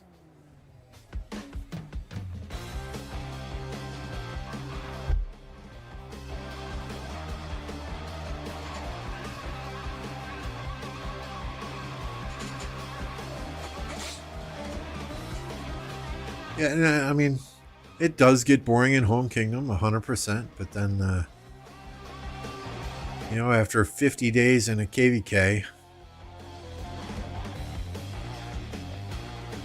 kind of need some boredom for a little bit to just kind of relax and chill out, right? At least I do.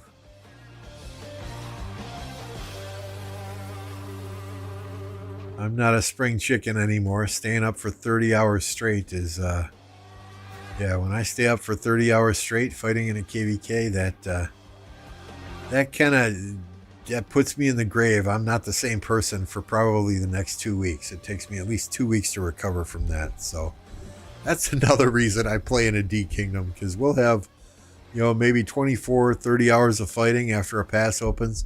And then it's kind of mellow for a few days until the next pass opens. It lets me recuperate a bit, physically and mentally.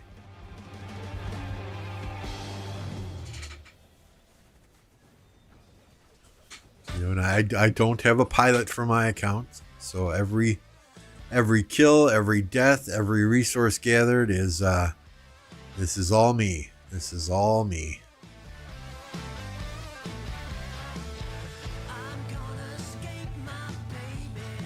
I mean, there are 2 individuals that do have the password for my account so that they can get in if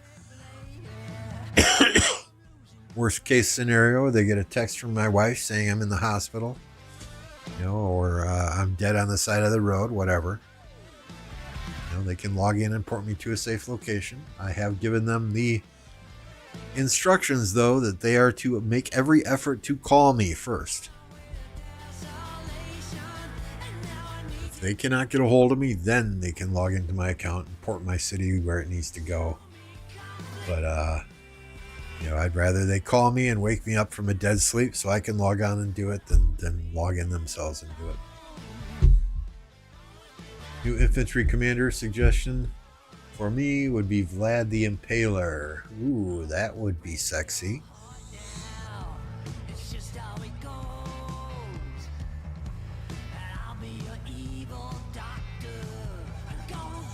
Imagine the city skin that would come out. You zoom in, you see a bunch of heads, dead bodies and heads surrounding the city. That might be interesting. Maybe a little morbid, but that might be interesting. What's a rough estimate on retirement account cost? What do you mean? Like, if I was to sell my account today, I probably wouldn't get any more than 15 grand for it. And I mean, keep in mind, every single commander is level 60. I've only got 11 legendary commanders that are not expertise. And that includes Lubu, Charlemagne, the 2 engineering commanders, and Wu Zetian. You know, so I'd probably only get about 15 grand for my account if I sold it today.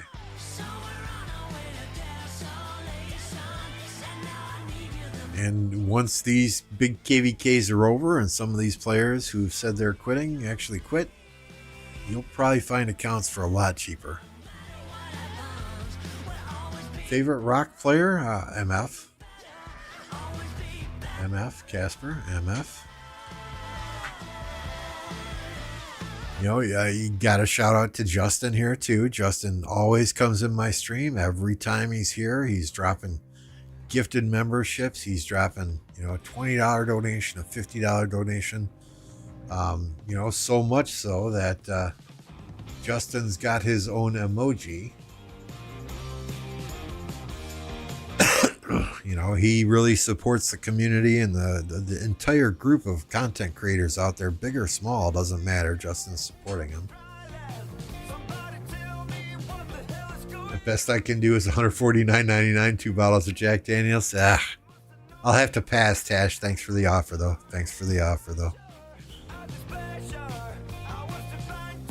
You know, I really enjoy watching Redline and the way he fights.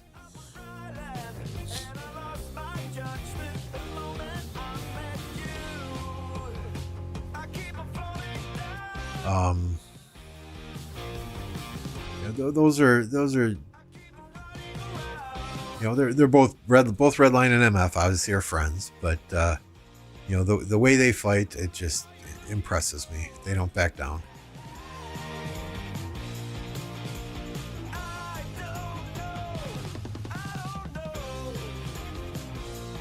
I don't share my account with anyone, not even my close friends, because when they log in, they get access to my patient's files. Yeah, that's a very good reason then. Protected health information, right?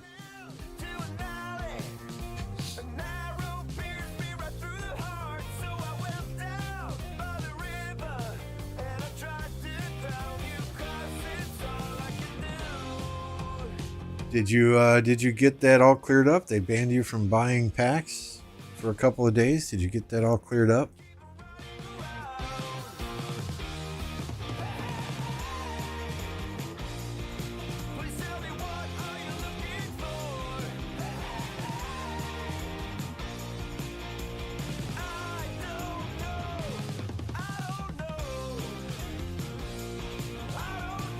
What am I doing? Nope, I wanted to jump back to the 254 KvK.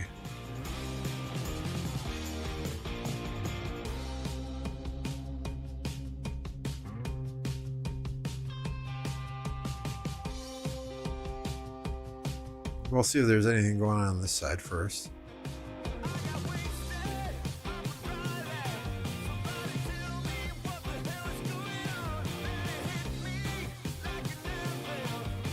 There's some fighting here. In the open field? It's 302. 302 putting some work in here, maybe. Oh, they're trying to help 254 defend some flags, looks like.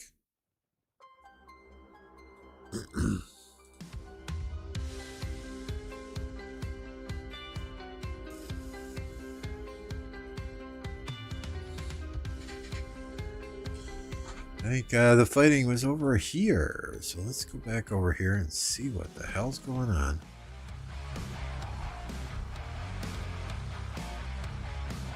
Yeah, this bridge, this choke point here is just a highly contested area.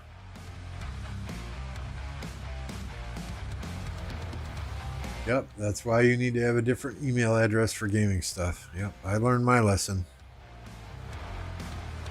I mean, there are quote unquote unbundling services out there that you can get things unbundled, set up on a different email address. Now, I haven't tried them, so I can't give any references, but I do see people advertising unbundling services.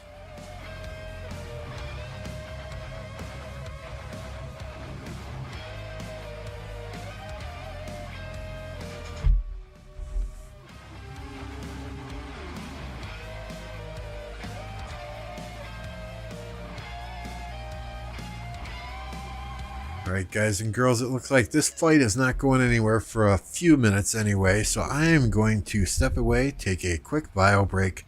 I shall be right back, though. Don't go anywhere. Thank you for your patience.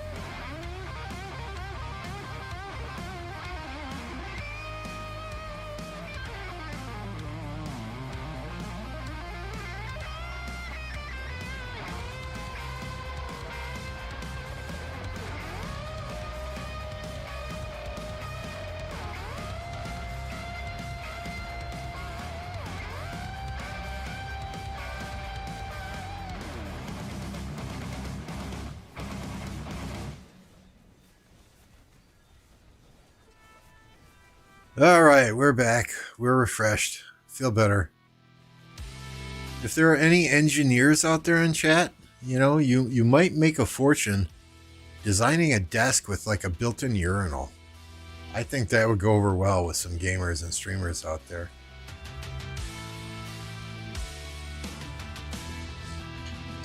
Unbinding is not easy. No, it's a crazy process. Too risky to use those unbind products. I'm just saying, where there's a will, there's a way. I've seen it advertised. I do not condone it, and I do not have any personal experience doing it.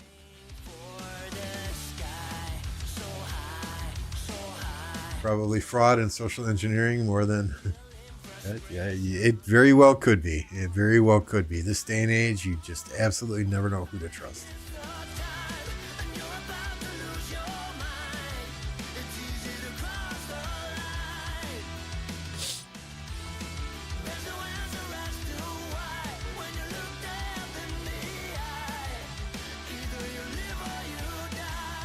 My dog is pissed at me.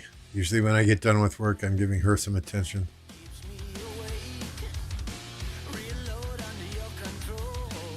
Went to the bathroom and she's looking at me like, oh, can we play now? Can we play now?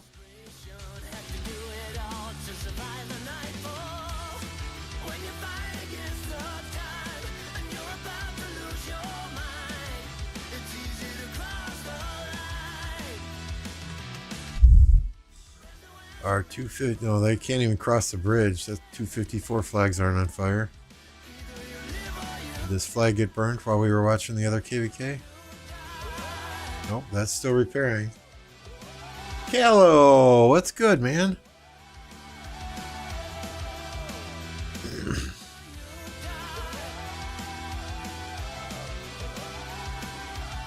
Callow is from, well, he plays in 1029 with us, and he had accounts in, what was it, Callow 561? But they are now here. He is invested 100% in 1029 now.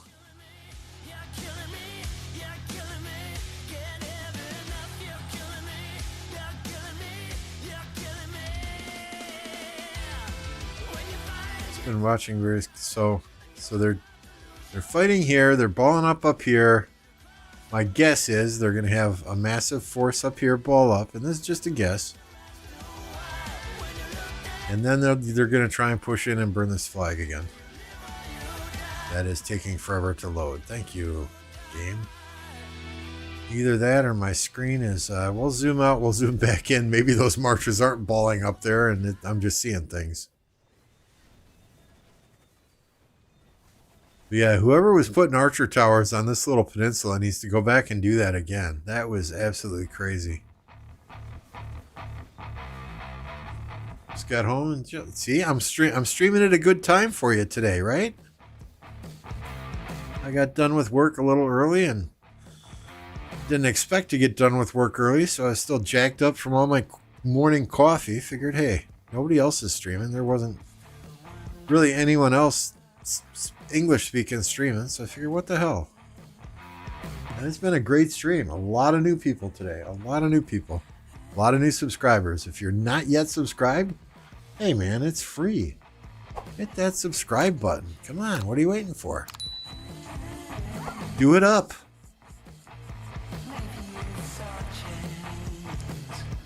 Everyone's smashing that like button today too. I love it. I absolutely love it.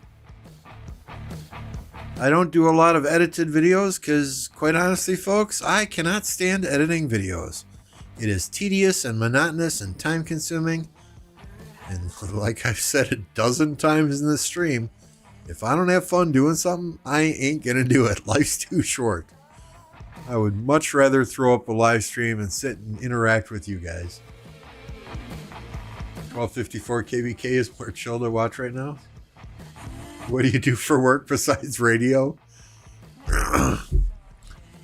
So I am a business analyst for a software company. The company I work for designs enrollment, billing, and claims systems for the health insurance industry, mainly for the Medicare market. So what does that involve, right? It's a lot of emails. It's a lot of meetings. I take there are several clients that are assigned to me that use our software.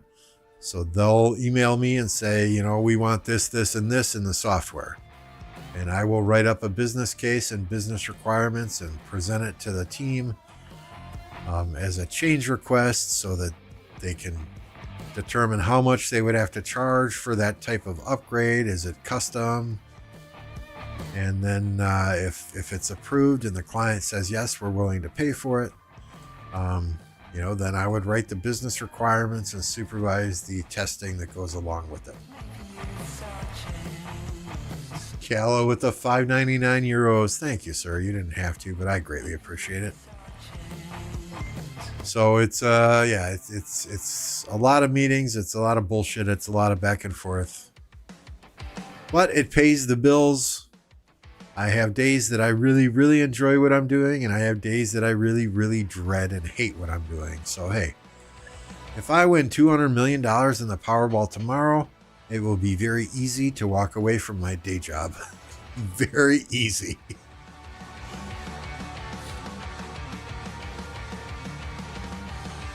First thing I would do is charter a jet, and I would hand deliver my laptop to the home office. Here's my ID badge. Here's my laptop. Have a good life.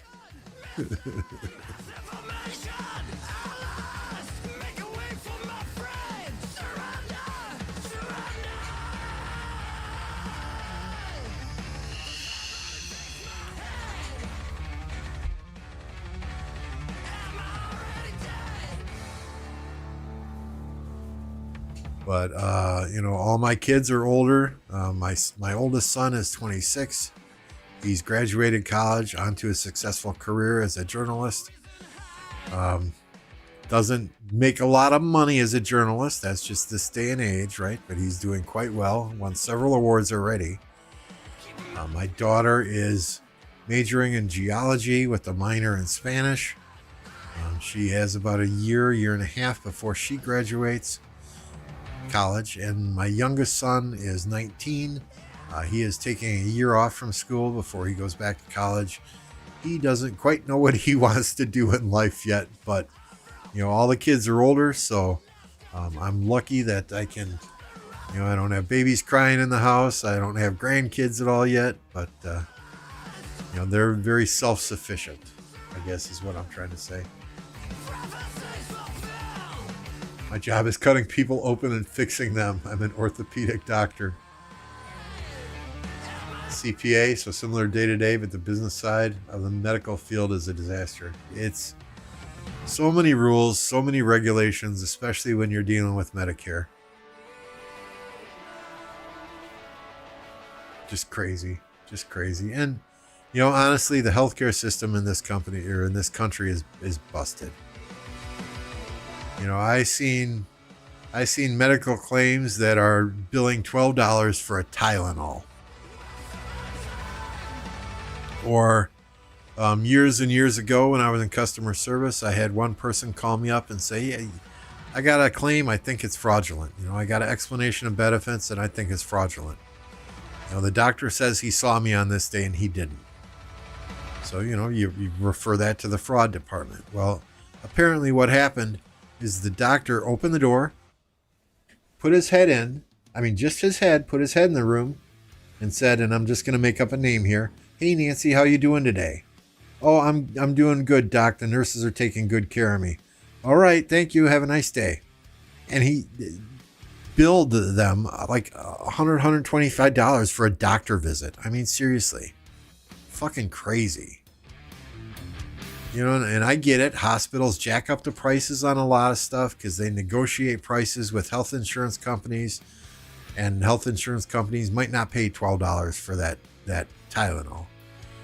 And, a lot of those costs are done to offset people who never pay their hospital bills or whatever. But, at some point in time, something needs to be done in this country. And I think we're moving in the right direction. There are a lot of health insurers that are offering incentives and benefits to people who have that insurance to go and get those wellness visits, to stay on top of their health. To be more healthy, get gym memberships, like you get $25 back off your premium if you have a monthly gym membership, things like that. And this country is a lot to blame as well. People in this country, they don't generally go and see a doctor until there's something seriously wrong with them. Whereas if they were going in for their regular visits, for their regular checkups, things could be identified a lot earlier when it's cheaper to fix than when you have an issue. And I say this, and I'm guilty of it too. I am guilty of it too. 12:54, starting to turn the tide. They're kind of pinned over in this little area over here. Yeah, they need to push through and burn this flag. There's a flag here somewhere, I promise you.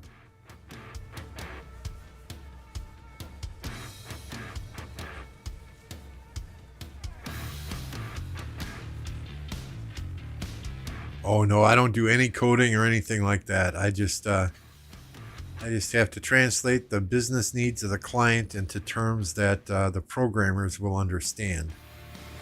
Not necessarily code itself, just written documentation. The system will do the such and such, or the very time consuming, but like I said, it pays the bills. It pays the bills. But if there's any young people out there, the advice I would give you is find something you enjoy doing. Because once you make a very nice salary, it's hard to quit doing what you're doing when you're accustomed to a certain lifestyle, when your kids are accustomed to a certain lifestyle. When you have 2 nice cars in the garage, or you have a nice house that you're paying a mortgage on. So find something that you enjoy doing and stick with it. You will be much happier in life if if you're working a 40-hour-a-week job that you actually enjoy. Granted, I enjoy my job sometimes. But I make too much money now where I could just say, fuck it, I'm done.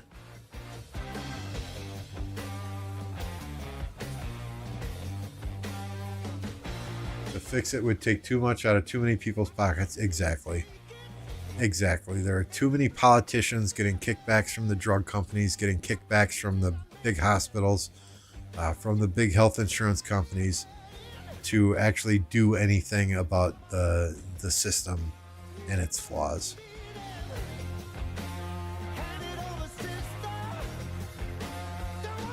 And too many big corporations that all they care about is profit, So and I've worked for nonprofit organizations as well, and they just spend money frivolously. I remember working for a nonprofit, and they flew us all to Boston for a meet and greet, and we all went out to dinner, and there are people that work for this company that are ordering, an appetizer and steak and lobster, ordering dessert, ordering bottled water and bottles of wine. And I'm just looking at them like, they're taking half of this food home to eat the next day. And oh yeah, order whatever you want. The company's paying for it. It's like, I'm sorry, I don't operate like that. I'm happy with a $12 bacon cheeseburger and a cup of soda. I don't need a $120 bottle of wine just because the company's paying for it. Something I'm not even going to open and drink that I'm going to take home with me. I mean, no, So there are nonprofit organizations that just spend money like crazy too, just so they can maintain that nonprofit status. And things are broken. Things are broken.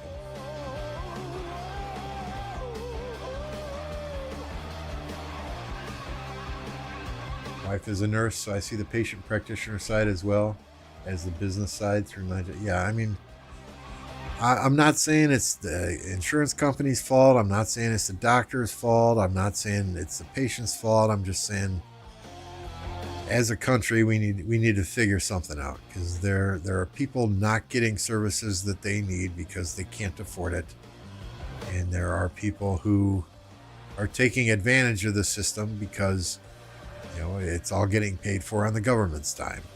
So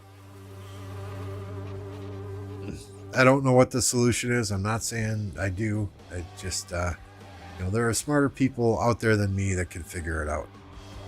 I don't necessarily think a state-run healthcare system is the way to go. It might work well in other countries, but I pay enough in taxes already. I don't want to see my taxes go up to, 30 to 50% of my income. But there's got to be a solution out there that is equitable for all parties involved, other than the people whose pockets are getting lined by the big corporations, the big companies, the special interest groups, so on and so forth. I mean, I think if we limited the number of terms a senator could serve, or a House of Representatives person could serve, like we do, president can only serve 2 terms, things might be a little bit different. But some of these people who are lifelong politicians get too settled into their job. But we won't go there. I'm not going to get too political on the stream. We'll change the subject here.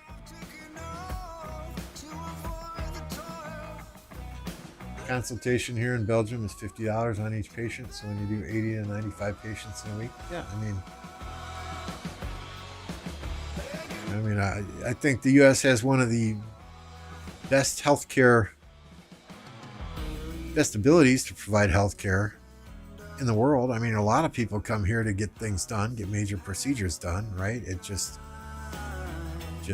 for the average person, it's not very friendly. Oh, you just drop a flag somewhere? I see blue dots here. Where's that from?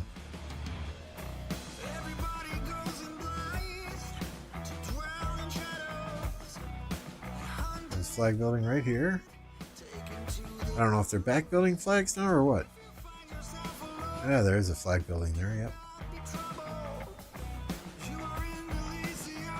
Look at all those marches. Nice. Nice.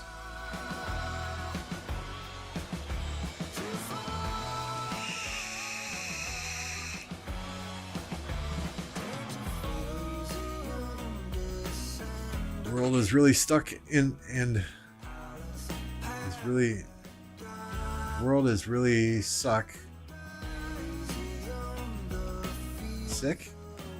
and run by a puppet for those who really know how the economic system works. Yeah, the Illuminati, right? The Illuminati.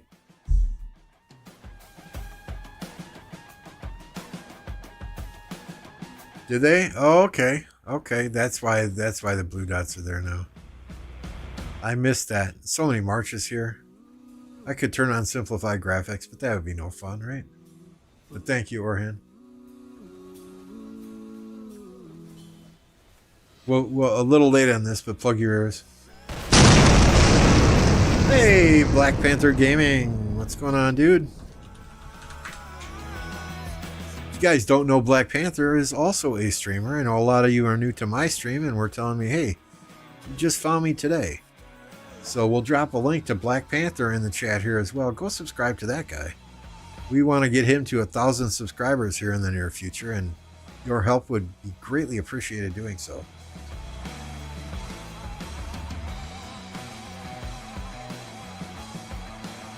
Life is too short. Just do it. Amen to that. Amen to that.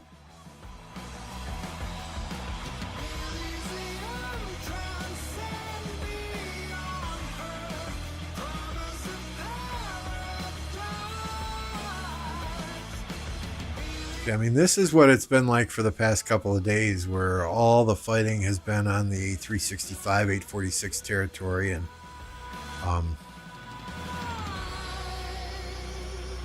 don't know. Is there maybe a teleport spot here? It would be something to see Yoda port right here, wouldn't it? I think JST's probably gonna try to not let that happen. Oh, yep. Lohar, Lohar.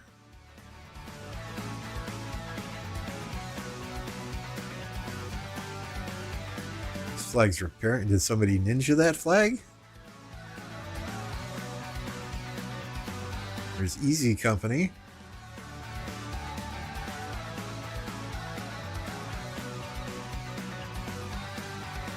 Lohar, Lohar. God, I hate that you can spawn Lohars in KvK. Yeah, no worries, Panther.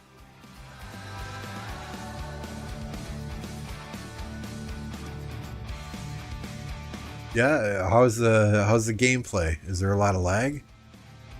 Alloys was saying earlier that the lag is minimal at best, so hopefully the lag for you has been very user-friendly as well.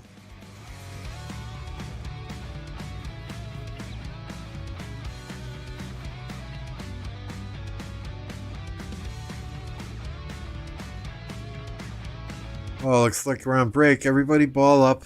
Everybody ball up.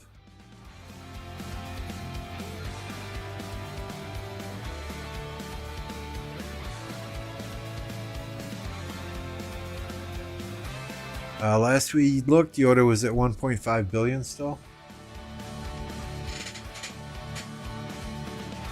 So, still, right? I mean, he dropped 300 million power. That's more power than I have ever had at once total. So, I shouldn't make light of that. But, yeah, he's dropped 300 million power. He's down to 1.5 billion.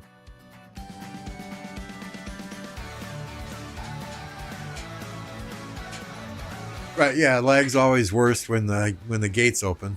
Yep, I understand that, but it's been okay the past few days.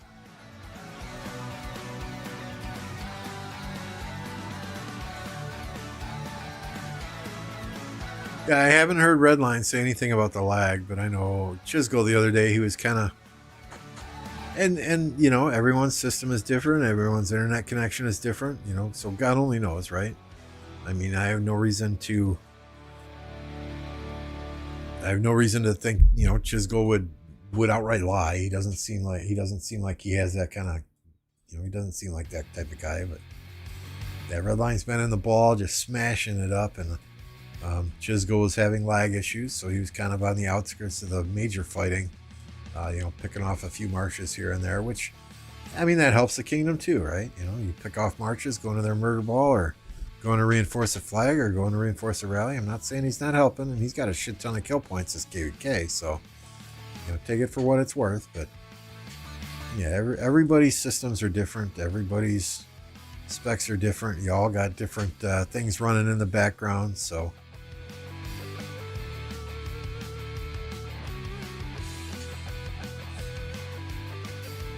22 million right now. Nice, Panther. Nice. Only 22 million. Step it up. Step it up.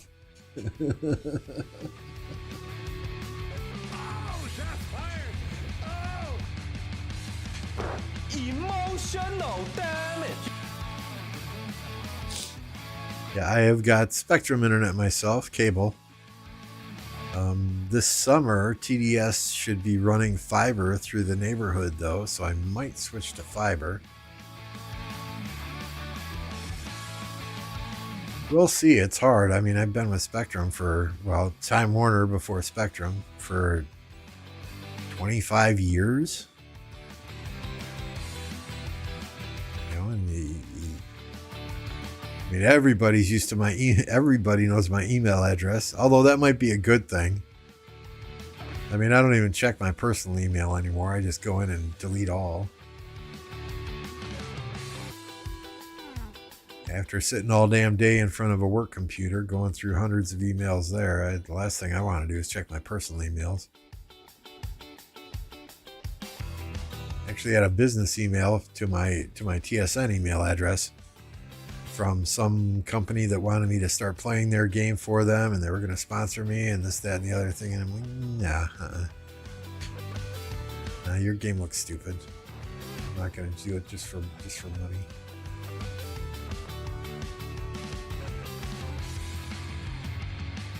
Yeah, I mean, they're Time Warner, Spectrum. My mother-in-law hates them. She doesn't call them Spectrum. She calls them Scrotum. It's pretty much the only option we have here. It's either that or DSL.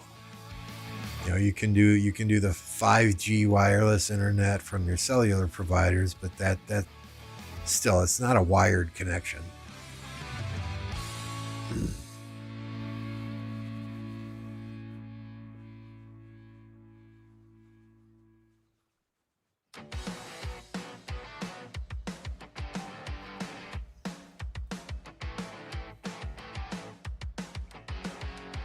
Yeah, I mean, my PC is wired to the internet. My work PC is wired to the internet. All my kids use the Wi-Fi in the house, so we've got a Google Home system with 3 different access points. It's really nice. I remember I used to have 3 separate wireless routers in the house, and that sucked moving from room to room. But with this Google Home Wi-Fi deal, I can just I can take my tablet, log on to the internet, and be on the Wi-Fi, and I can walk from room to room without having to change wireless routers.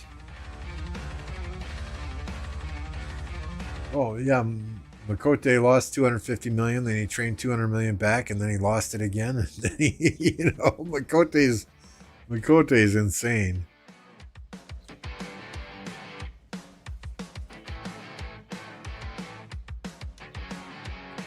Yeah, 254. I mean, I think they know that 365 is coming to their less active time. It's 3:25 a.m. in Seoul, South Korea, 4:25 a.m. in Sydney, 9:25 p.m. in Riyadh, Saudi Arabia, 7:25 p.m. in London. So I think we're getting to the maximum uptime or the high active time for 254 and the slow, although it is the weekend, the slower period for 365. So it looks like they are trying to take advantage of that and build and burn as much as they possibly can.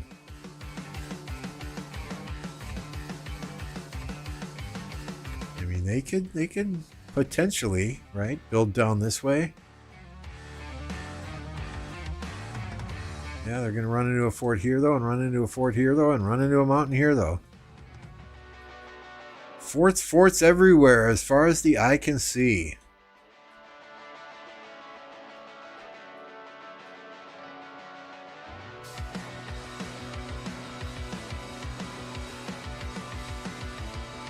I have not had any experience with Starlink. I have used a satellite internet when we rented a cabin up north, and that was the only thing they had. And that's before Rise of Kingdoms. when I played Clash of Clans on a mobile device. That was not so good. But that was 5 years ago. I'm sure much has improved since then. I mean, technology every year seems to take leaps and bounds.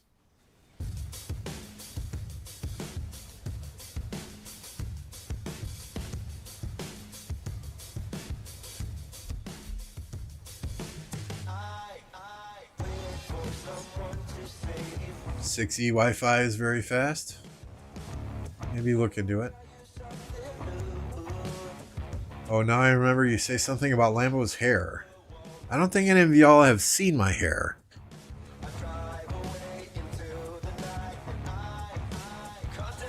I mean, I don't know if you guys know Dr. Disrespect, right? He's a content 4.63 million subscribers or something like that. Content creator, plays first-person shooter games. I was thinking of doing a webcam and having like a face mask to wear with sunglasses and a hat. You know, kind of a costume type deal like Dr. Disrespect. But I don't know if I want to do that.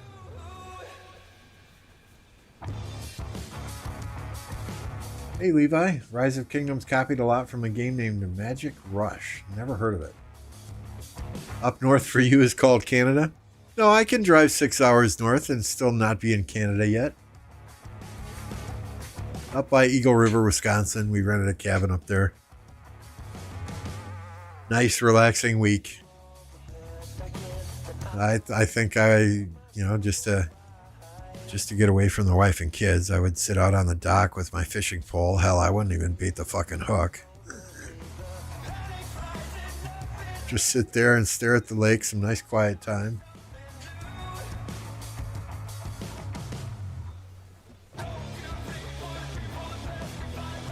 VIP systems, commander skills, commander XP, marching in open field.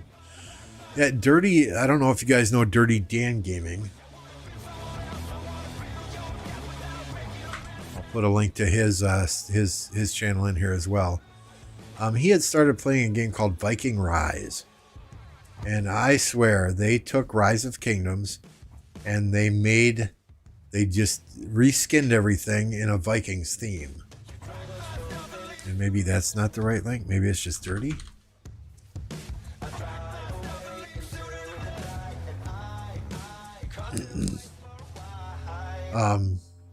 So I mean, if you're looking for something else to play that's like Rise of Kingdoms, maybe check that game out.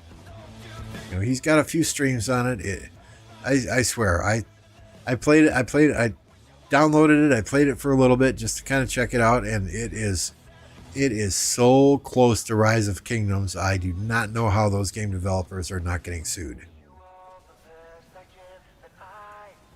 Yep, Dan's the Jersey guy. You and Plato and Dan hooked up when Plato was in New York, right?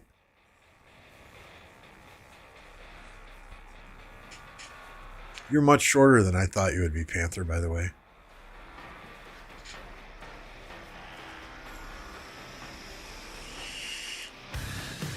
There's Stitch coming in, dropping the TSN on fire emoji. Hey Stitch, how's it going today?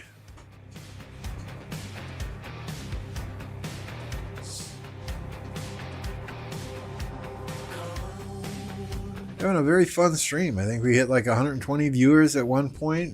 These guys are smashing it with 145 likes. Shit ton of new subscribers today. I can't thank y'all enough. It's been a great day.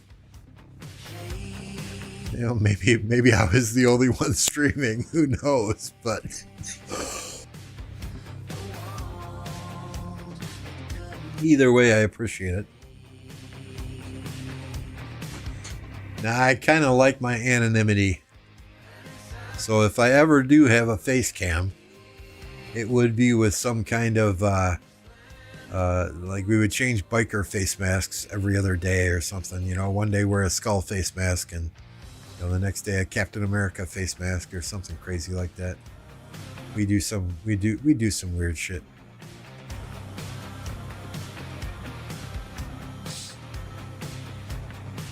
I would not put on the Wonder Woman costume though. That's reserved for my wife and bedroom activities.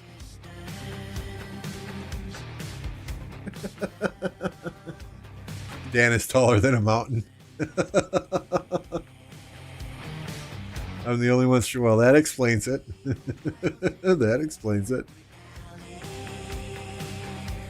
I mean, I'll be honest with you guys. We're gonna have to wrap it up here in about 10 or 15 minutes. I gotta jump in the shower and be ready when my wife gets home. The deal I had with all of the kids was as soon as they got a job, once they were old enough to drive, as soon as they got a job, I would buy them their first car. So the dealership called today. They got a car in the price range I was looking for. So we're going to go test drive it this afternoon and get my youngest son his, hopefully get my youngest son his first vehicle. Nothing extravagant, right? It's like a $4,000 Subaru Legacy from 2006 with, 160,000 miles on it. But, two things. One, it'll teach them how to take care of a vehicle. And two, it will,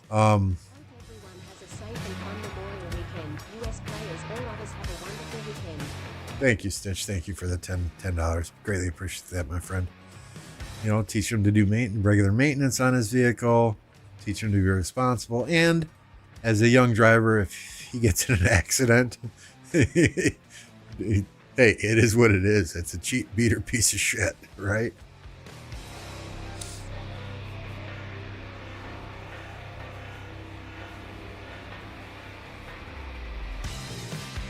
I wouldn't say it's a piece of shit. It's a nice looking Subaru. He likes it because it's green. Not just any green, but it's the same color green as the warthogs are in the game Halo. So I can just see what he's going to do to that car now. Paint like Halo graphics and all kinds of shit on the outside. I don't know. God only knows, right?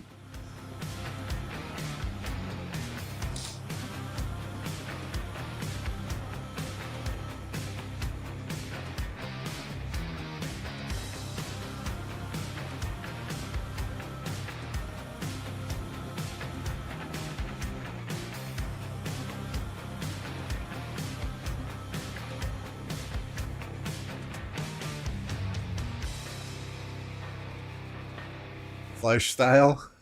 No, I'm not going to have the little animated character. We'll see.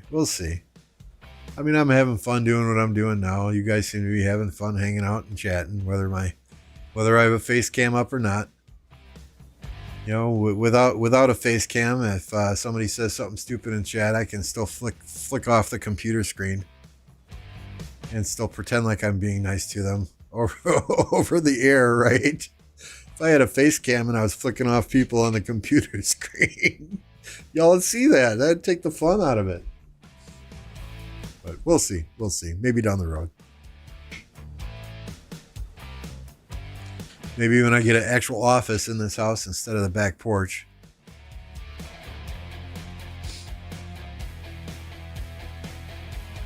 We'll get a green screen set up and do it proper.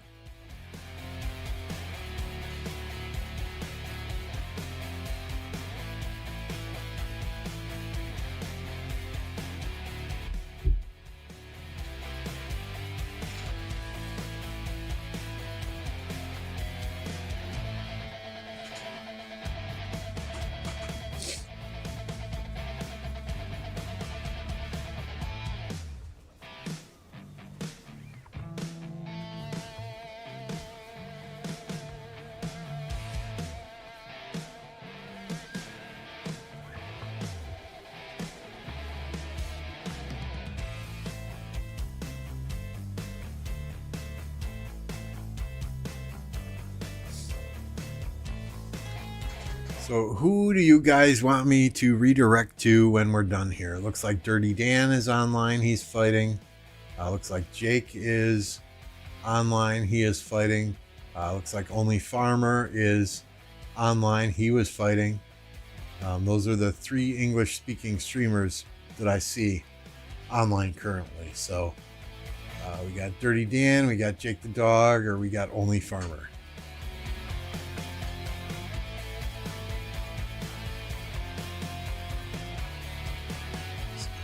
Get that set up now.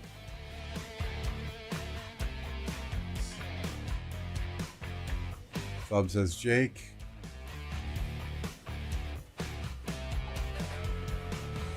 I have done it every time somebody says bad things about 68 during my streams.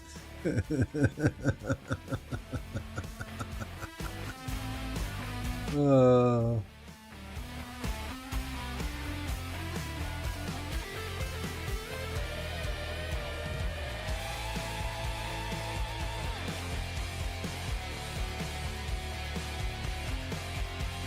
All right, yeah, I'll link you guys up. We'll do a redirect here. So I am saving the redirect information now. Thank y'all for tuning in today.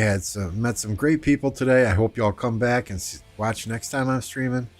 Thank you for all the subscriptions, the donations, Stitch, Callow, appreciate it, guys. We will redirect you over to Jake. And you guys are fantastic. It's been a very fun day. All the new subscribers, welcome. We'll get you over to Jake, and we'll catch you tomorrow. Be sure and tune in to the podcast in the morning, 14 UTC, right here. Same bat time, same bat channel. See you then.